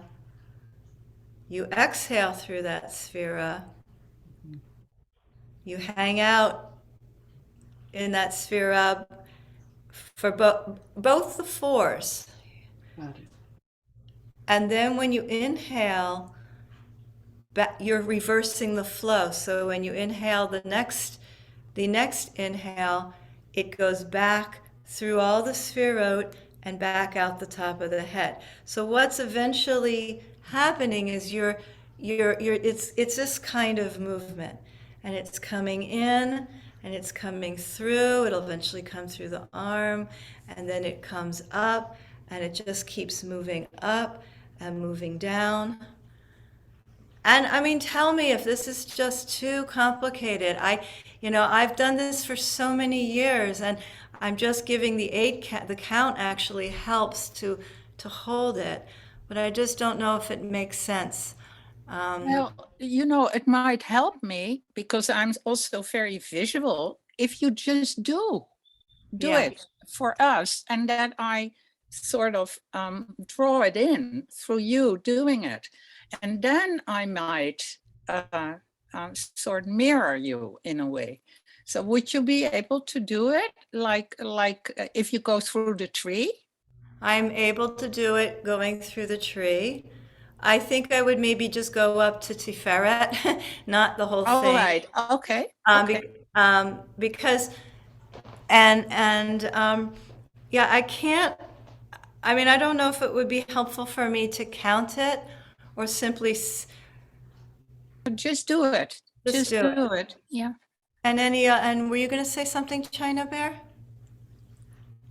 Well, because you asked, it is a lot of information, and it is rather technical to try to coordinate the in, the out, the stopping, the holding, and the movement. But I feel like with the picture that you put out and kind of breaking it down into the pieces, I would want to feel just, it's good information.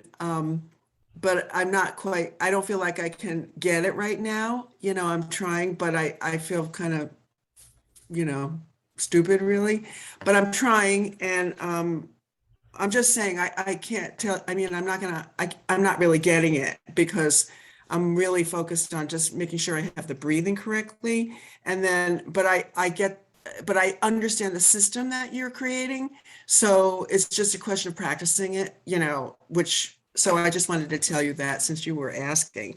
Absolutely. And I would think that if I was to attempt to try to teach this, it really needs a full workshop. Yeah. I Yeah. mean, this is kind of just a download, and I'm grateful.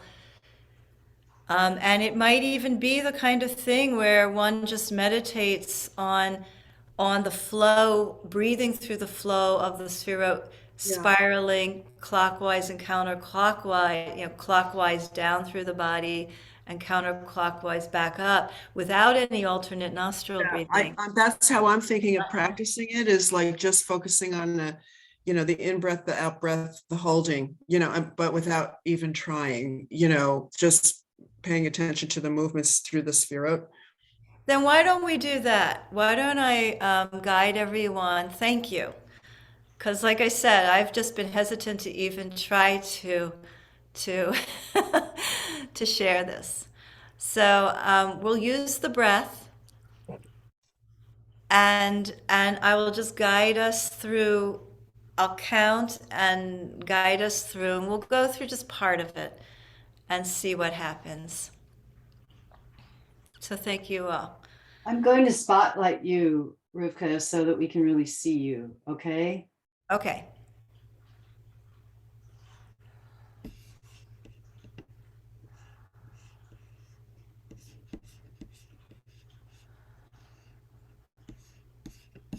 Okay. So let's just let all that information go. I know it's, and just come back into your natural breath. And that sense of breathing and being breathed, that beautiful flow that Diane was talking about. We have that Chesed Sheba Gevurah today. So we are playing, and think of it as playing and exploring, playing with the flow within a form, and trusting that your body's wisdom will take in what is meant to take in for this moment, and let go of the rest.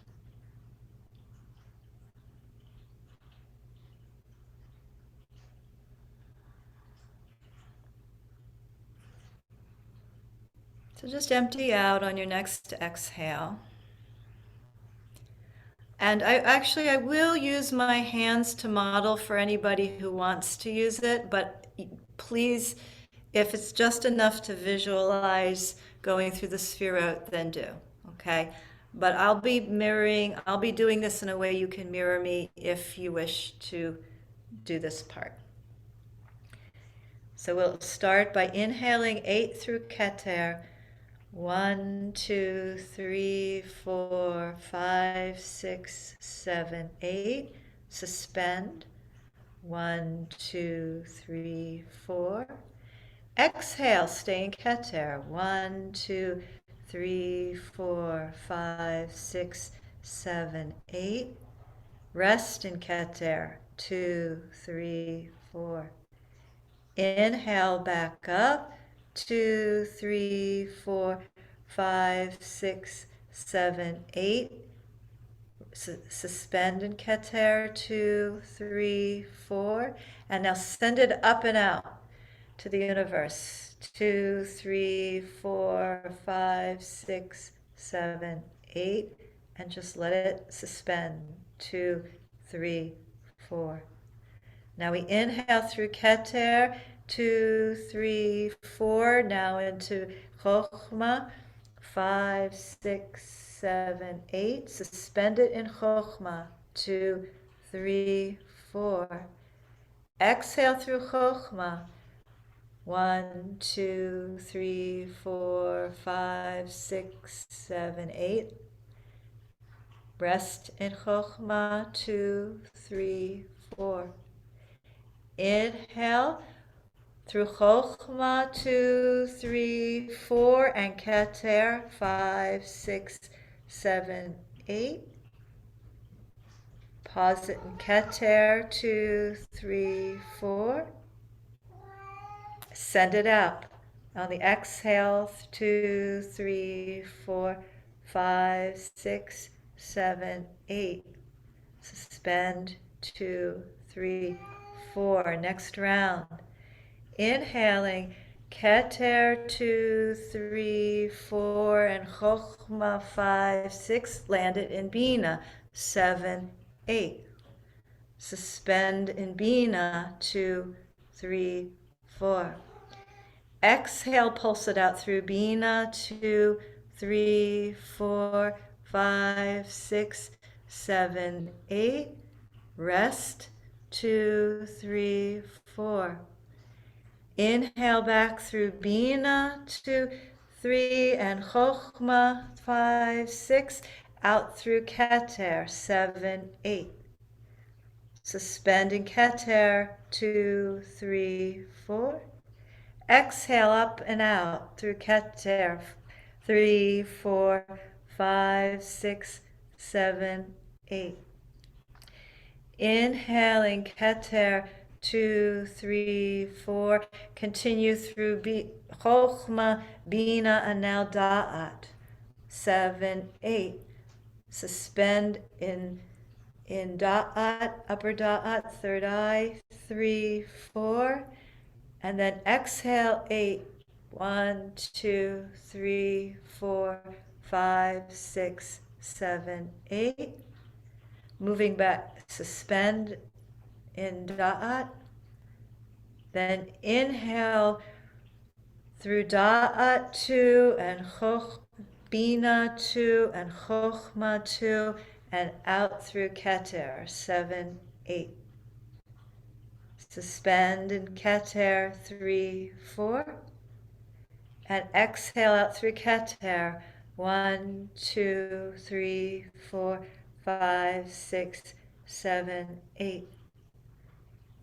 Suspend, 3, 4. Inhaling, Keter to 1, Chokhmah 2, Bina 3, upper Da'at 4, lower Da'at, throat chakra to 8. Suspend in the throat, 2, 3, 4. Exhale through the throat chakra, 2, 3, 4, 5, 6, 7, 8. In, suspend, 2, 3, 4.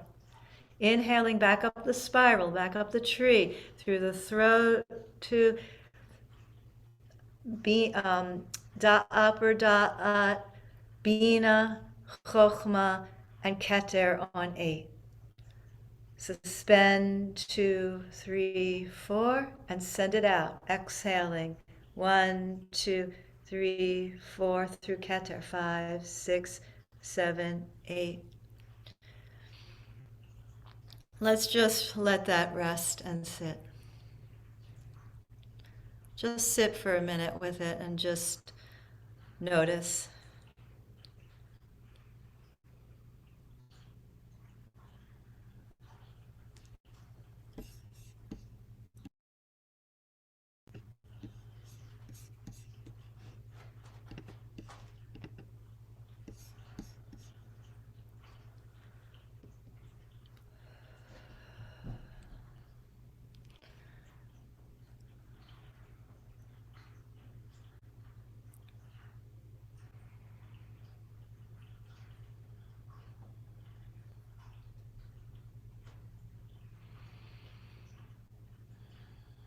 And I invite you just to send the breath, since we didn't get all the way through the tree, just like in your own mind's eye, spiral it all the way down through, um, just down through the body, down through the feet, down through your, into the earth, so that you feel a little bit of groundedness and support through the earth.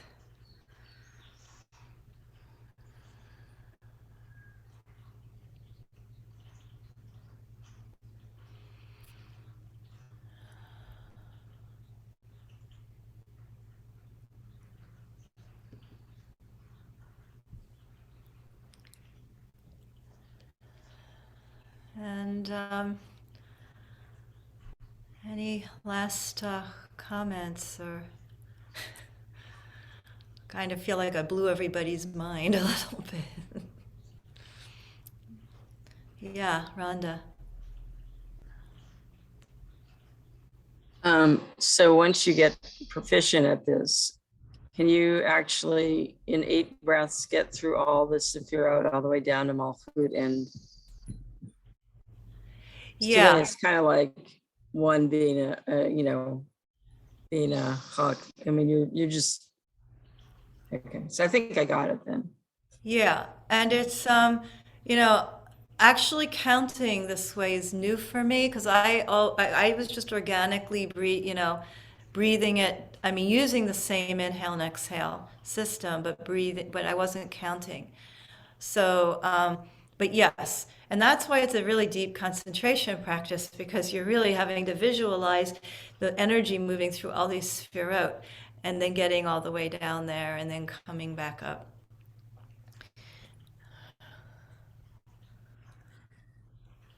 Yeah, I've done it for, oops, I'm muted. No, you're not. I'm not. Yeah, I've, especially with the counting of the Omer, I've done this without the counting. It definitely makes you have to focus, and it'll be kind of fun to try it with the alternate breathing, see if I can hold it all.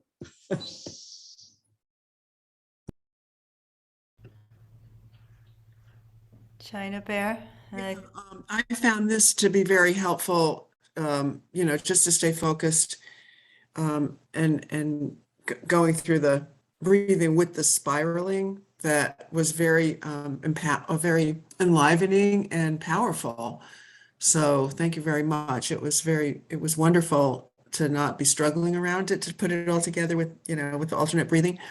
At least for right now, I can see how it could get even more powerful with that. But just the reversing, like going down one way and then coming back, I really, that was great. Just to feel that internally, because it really wakes up in all the directions. So yeah, it was wonderful. Thank you.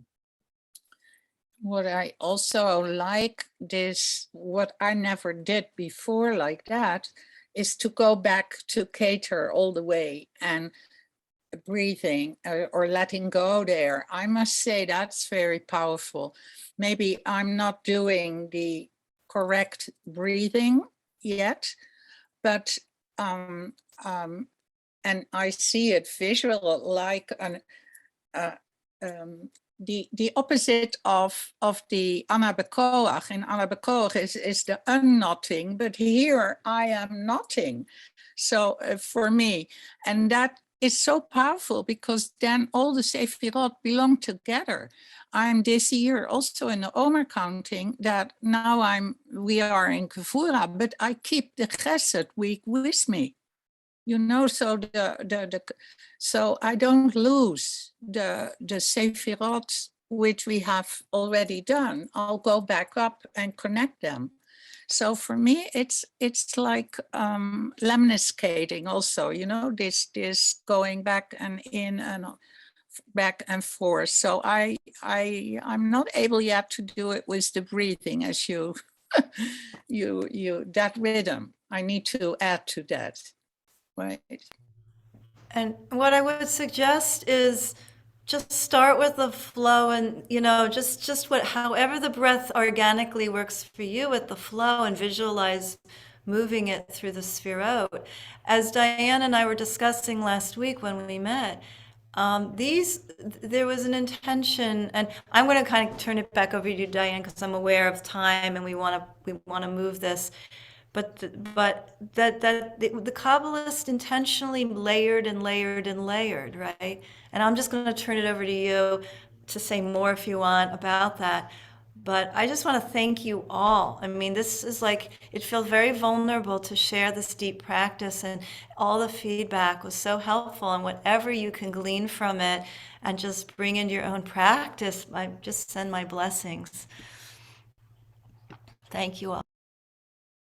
And thank you, Diane, for the opportunity.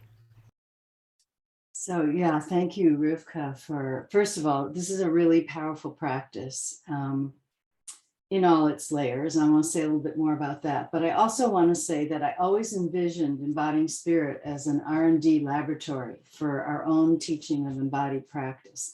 And it does, China Bear did it last month, and Rivka has done it before, and Yehudi did it, Eileen did it. There's a vulnerability of something that may be so second nature to you, or you may have been working on it for years. And when you try to teach it the first time, you can't do it. It's like, how do I language this? What parts do I need to bring out? All of you who teach know this, that it takes, I've experienced years and years of teaching a practice, refining it myself, and then figuring out by sharing it, what's the best way to present this? What's the first layer? What's the second layer? I see my Qigong teacher, who's very experienced doing this. He'll say, this is a many-layered practice, and we're just going to start with this first layer, and then we'll go back and deconstruct it and try this part of it. So I really want to thank you for taking the risk to share something that you've been working on so long, and then to learn. We all get to learn together, how can this be languaged, and how does it need to be broken down so that it can be really taught, and so that the embodying spirit ultimately our cohort, our combined cohorts, is a place to experiment with something that we might not be ready to do in a more general space, but we can learn about what it is that we've actually got. And so I want to say then, to expand on what you said, Rivka, about a Kabbalistic meditation practice. I'm really, of course, we're each just one person, and I have my own experience, but I did many years of study of Buddhist mindfulness practice in the Theravadan tradition. And Reb Zalman always said that Buddhist practice is emptiness practice, and Jewish meditation is fullness. And so I thought, okay, I sort of know what that means, but I feel like I know what it means in a different way now. It's like, not that they end up in a different place. It's really all about expanding awareness and coming into connection with this broader flow of cosmic consciousness, for want of a better language. But it's different pathways in. And a lot of what's being taught right now as Jewish meditation is mindfulness practice, which is about one pointed focus. It starts with concentration. It starts with maybe focus on the breath or a candle flame, and then opening from the foundation of deep concentration on one thing at a time. The catchphrase is present moment, wonderful moment, coming present to the moment as it is, what's exactly happening now. The next phase of that, which we often don't get to, but which is Vipassana, which is the insight meditation. And what is the insight? The insight is into the impermanent nature of all phenomena, and that we construct our reality. But when we go to this deep place of settling the mind in one place, then we can begin to perceive how things are constantly arising and passing away. But it's because you've been able to focus on one thing at a time. And I was taught to focus on the constant shifting of body sensation. Each time I would notice a new thing, I would be instructed to soak my awareness into that one thing.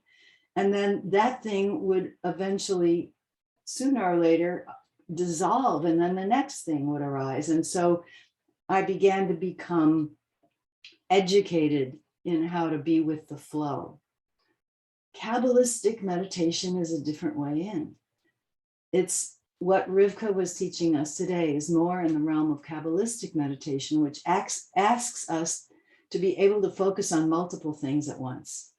Not, and that explodes consciousness. It explodes the mind. You know, like China Bear, if you don't mind my repeating what you said about feeling stupid. Yes, beginner's mind, you know, like we're, oh my God, you know, but it's a different pathway in. And so like some of the Abulafian chanting meditation, it's not the same path as mindfulness practice, although it helps to be able to focus your mind, but you're holding 3 or 4 or 5 or 6 things in your awareness at once. The movement, the shape of a letter, the sound of a letter, you know, and what happens eventually is you get to that same place as you get with mindfulness practice. It's like oh my gosh, so much is happening and I don't have to hold it all. I can just swim in it. I'm swimming in this sea of experience. And it's so much bigger than my mind can hold. And there's a relief in the letting go that comes with that. If this makes any sense, this is coming clearer to me now. Kamala? I would like to add to this clarity you shared that the Sufi practice I'm doing at the moment, which is alchemical, is spiraling and is working with the wasifas, which are like the qualities in the Sefirot. Those are the names of the source in a way. They move. That's the practice of filling with a sound and a vibration and moving. And that's how I see the Sefirot for me. And like I learned from Reb Salman also to sound them, you know, to breathe them, to sound them. So I've never done it like it was presented now, but it's like a weaving and a circling and a movement. So in a filling, indeed, that is not an emptiness practice, but a embodying and spiriting, embodying. And I don't know if this breathing practice you shared, Rivka, to be sure, I learned that as a purification breath, as a concentration on purification, as a beginning for any other practice, but not to use it that way. So I don't know. I give it a try. I'll see. We can repeat it one time later, in months later, if we can start to work with it. Yeah, I mean, you can play with even parts of the practice, but I would say in terms of, and there's no right or wrong in all this. There's just we're building a body of information together. And I will just add that the traditional prayer that we say, I say it every night when I count the Omer, it's in the Ashkenazi practice. It actually talks about every single night we are purifying this sphera, and we are purifying ourselves individually and as a community of our zumatan, of their, whatever is impure, getting in the way, obstacle. It's like we're clarifying the liquid of each sphera and how they, mix with each other. So there are different ways of looking at this time. And I encourage each of us to find the image that works for you, or the images, the ways in that work for you this year. It might be different next year. It might be different. It changes. And when you really enter into practice, it's not just a rote thing. It's something that evolves as your consciousness shifts. And,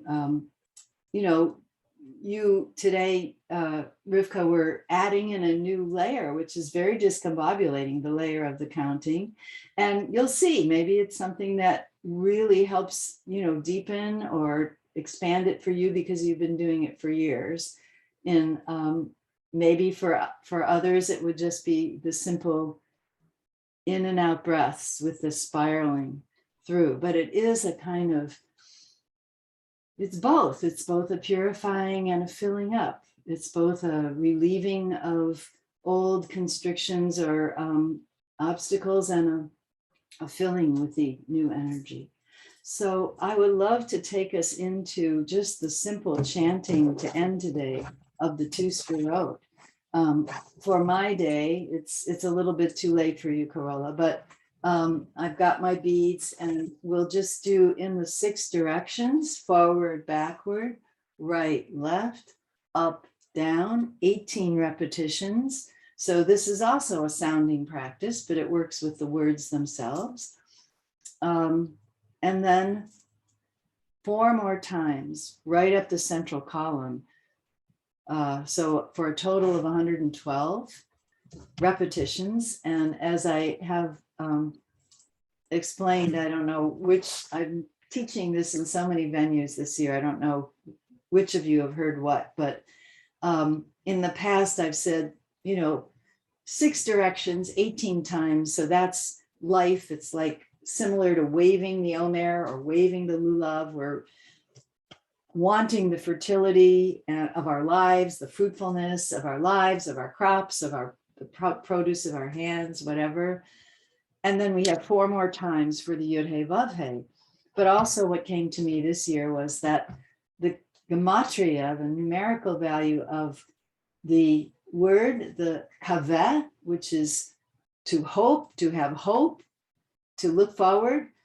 Kaveh is 111, and kaveh aleph is 112. So to have hope in the aleph, in the expansive, divine, wordless, silent divinity that is supporting us through whatever it is that we're going through, feels like another good kavanah for 112 this year, 112 repetitions.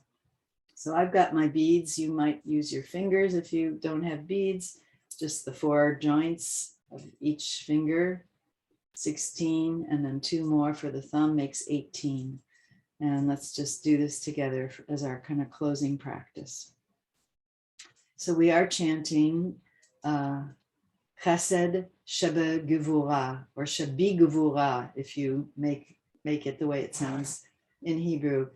Chesed Shabi Gevurah. You just say that a couple times so you can feel where it moves in your mouth. Chesed Shabi Gevurah.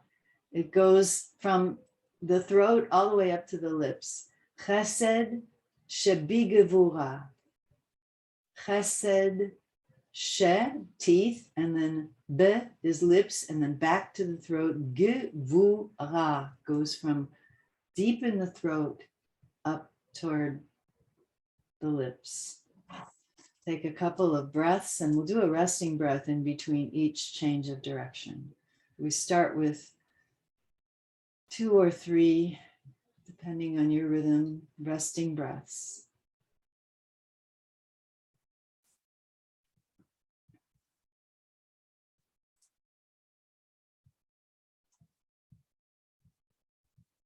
And then to the front.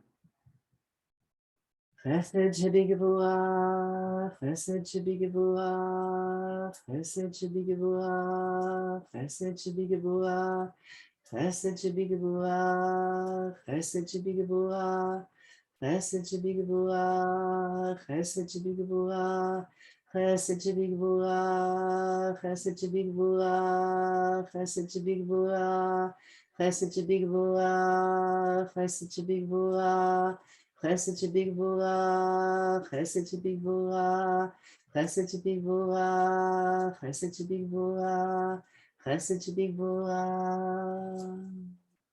Resting breath.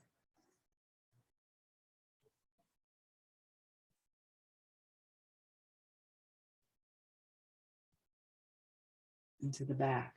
Chesed shebigvura, chesed shebigvura, chesed shebigvura, chesed shebigvura, chesed shebigvura, chesed shebigvura, chesed shebigvura, chesed shebigvura, chesed shebigvura, chesed shebigvura, chesed shebigvura, chesed shebigvura, chesed shebigvura, chesed shebigvura, chesed shebigvura, chesed shebigvura, chesed shebigvura, chesed shebigvura.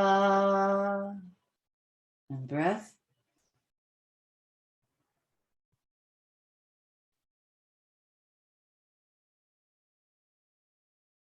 To the right. Chesed shebigvura, chesed shebigvura, chesed shebigvura, chesed shebigvura, chesed shebigvura, chesed shebigvura, chesed shebigvura, chesed shebigvura, chesed shebigvura, chesed shebigvura, chesed shebigvura, chesed shebigvura, chesed shebigvura, chesed shebigvura, chesed shebigvura, chesed shebigvura, chesed shebigvura, chesed shebigvura. Breath.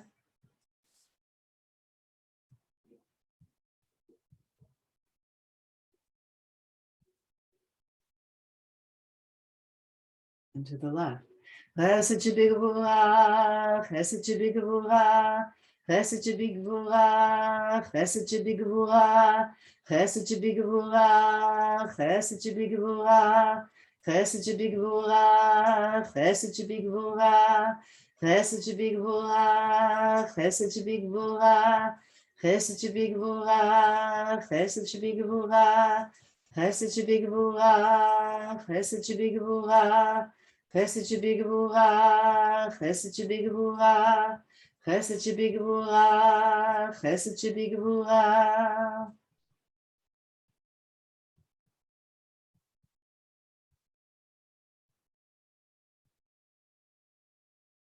Into the heavens.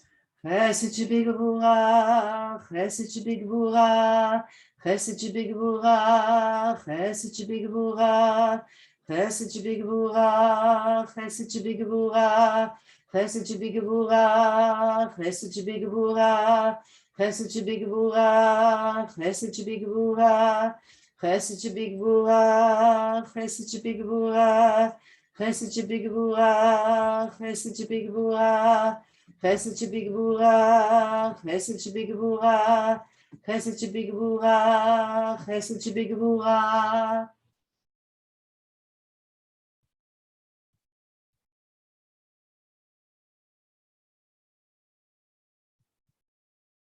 And bringing it into the earth.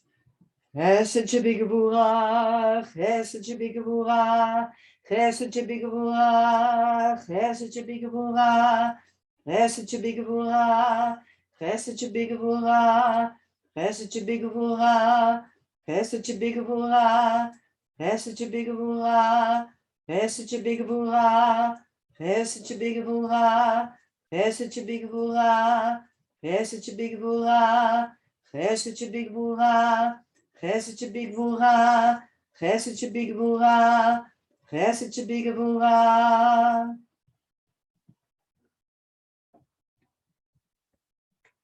Now bring your awareness to your central column, the last four. See if your awareness can bring it right up through each center of energy on your central column, however you experience that.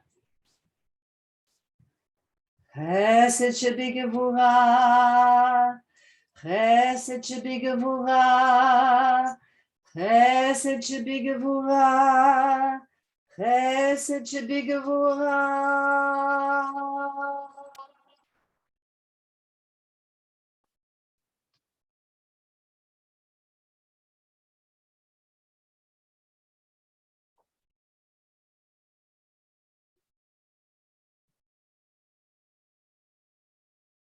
See what image or feeling comes to you. Maybe there's a a kind of fountaining in some way that completely fills you or surrounds you with the energy of these two sphirot.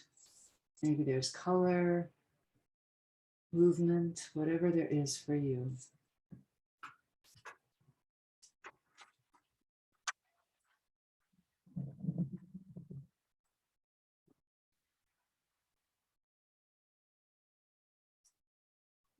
And to close today and just stay in whatever place you're in, I want to share with you the collective liberation Nissan essence blessings that came through the Taproot cohort last year. So they made a special herbal essence together. The cohort did for Nissan, for liberation, with herbs. They bottled it and they sent it out with these blessings that I want to share with each of us today for the month of liberation. May we feel held and safe.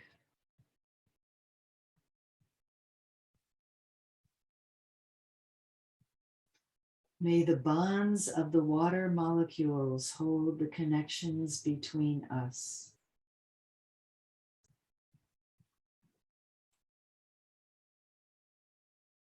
Wishes for groundedness and connection in this time of transition.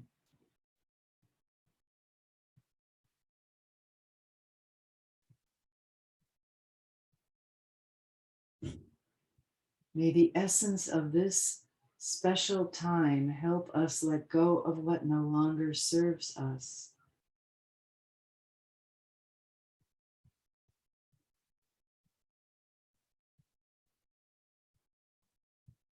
May the water of the Sephirot cleanse and free us from the constrictions of fear that keep us separate.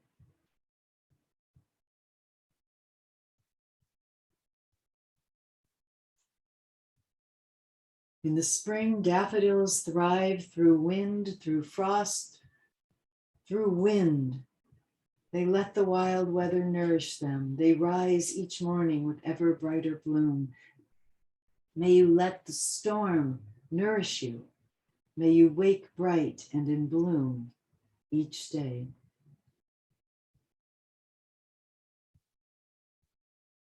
May we learn to flow generously, abundantly to parched places, and may our thirst be quenched when parched.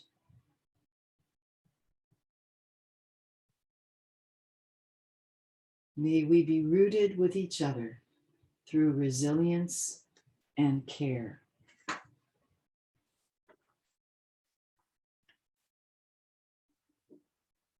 May it be so. Kenihiratson. So we will unmute and wish each thanks. Thank you, Rivka. Thank you for sharing a powerful practice and for the Thank you, Rivka. vulnerability to share. Thank you, Rivka. And you, Diane, too. Thank you all. This is wonderful. Thank you. Blessings for this Beautiful. week. Thank you. Much love. Blessings and for a beautiful day. And happy birthday. Happy birthday to Mary. Whose birthday? Diane. Birthday on Monday. Happy Happy birthday birthday to to you. Happy birthday, dear Diane. Happy Happy birthday to you. We love you. Wow. Many more. Thank you. I will take that with me into tomorrow, my birthday. Thanks for that. That's Thanks, everybody. So Thank much you, everybody. Rivka, that was beautiful. Much love, much love. Bye. I know.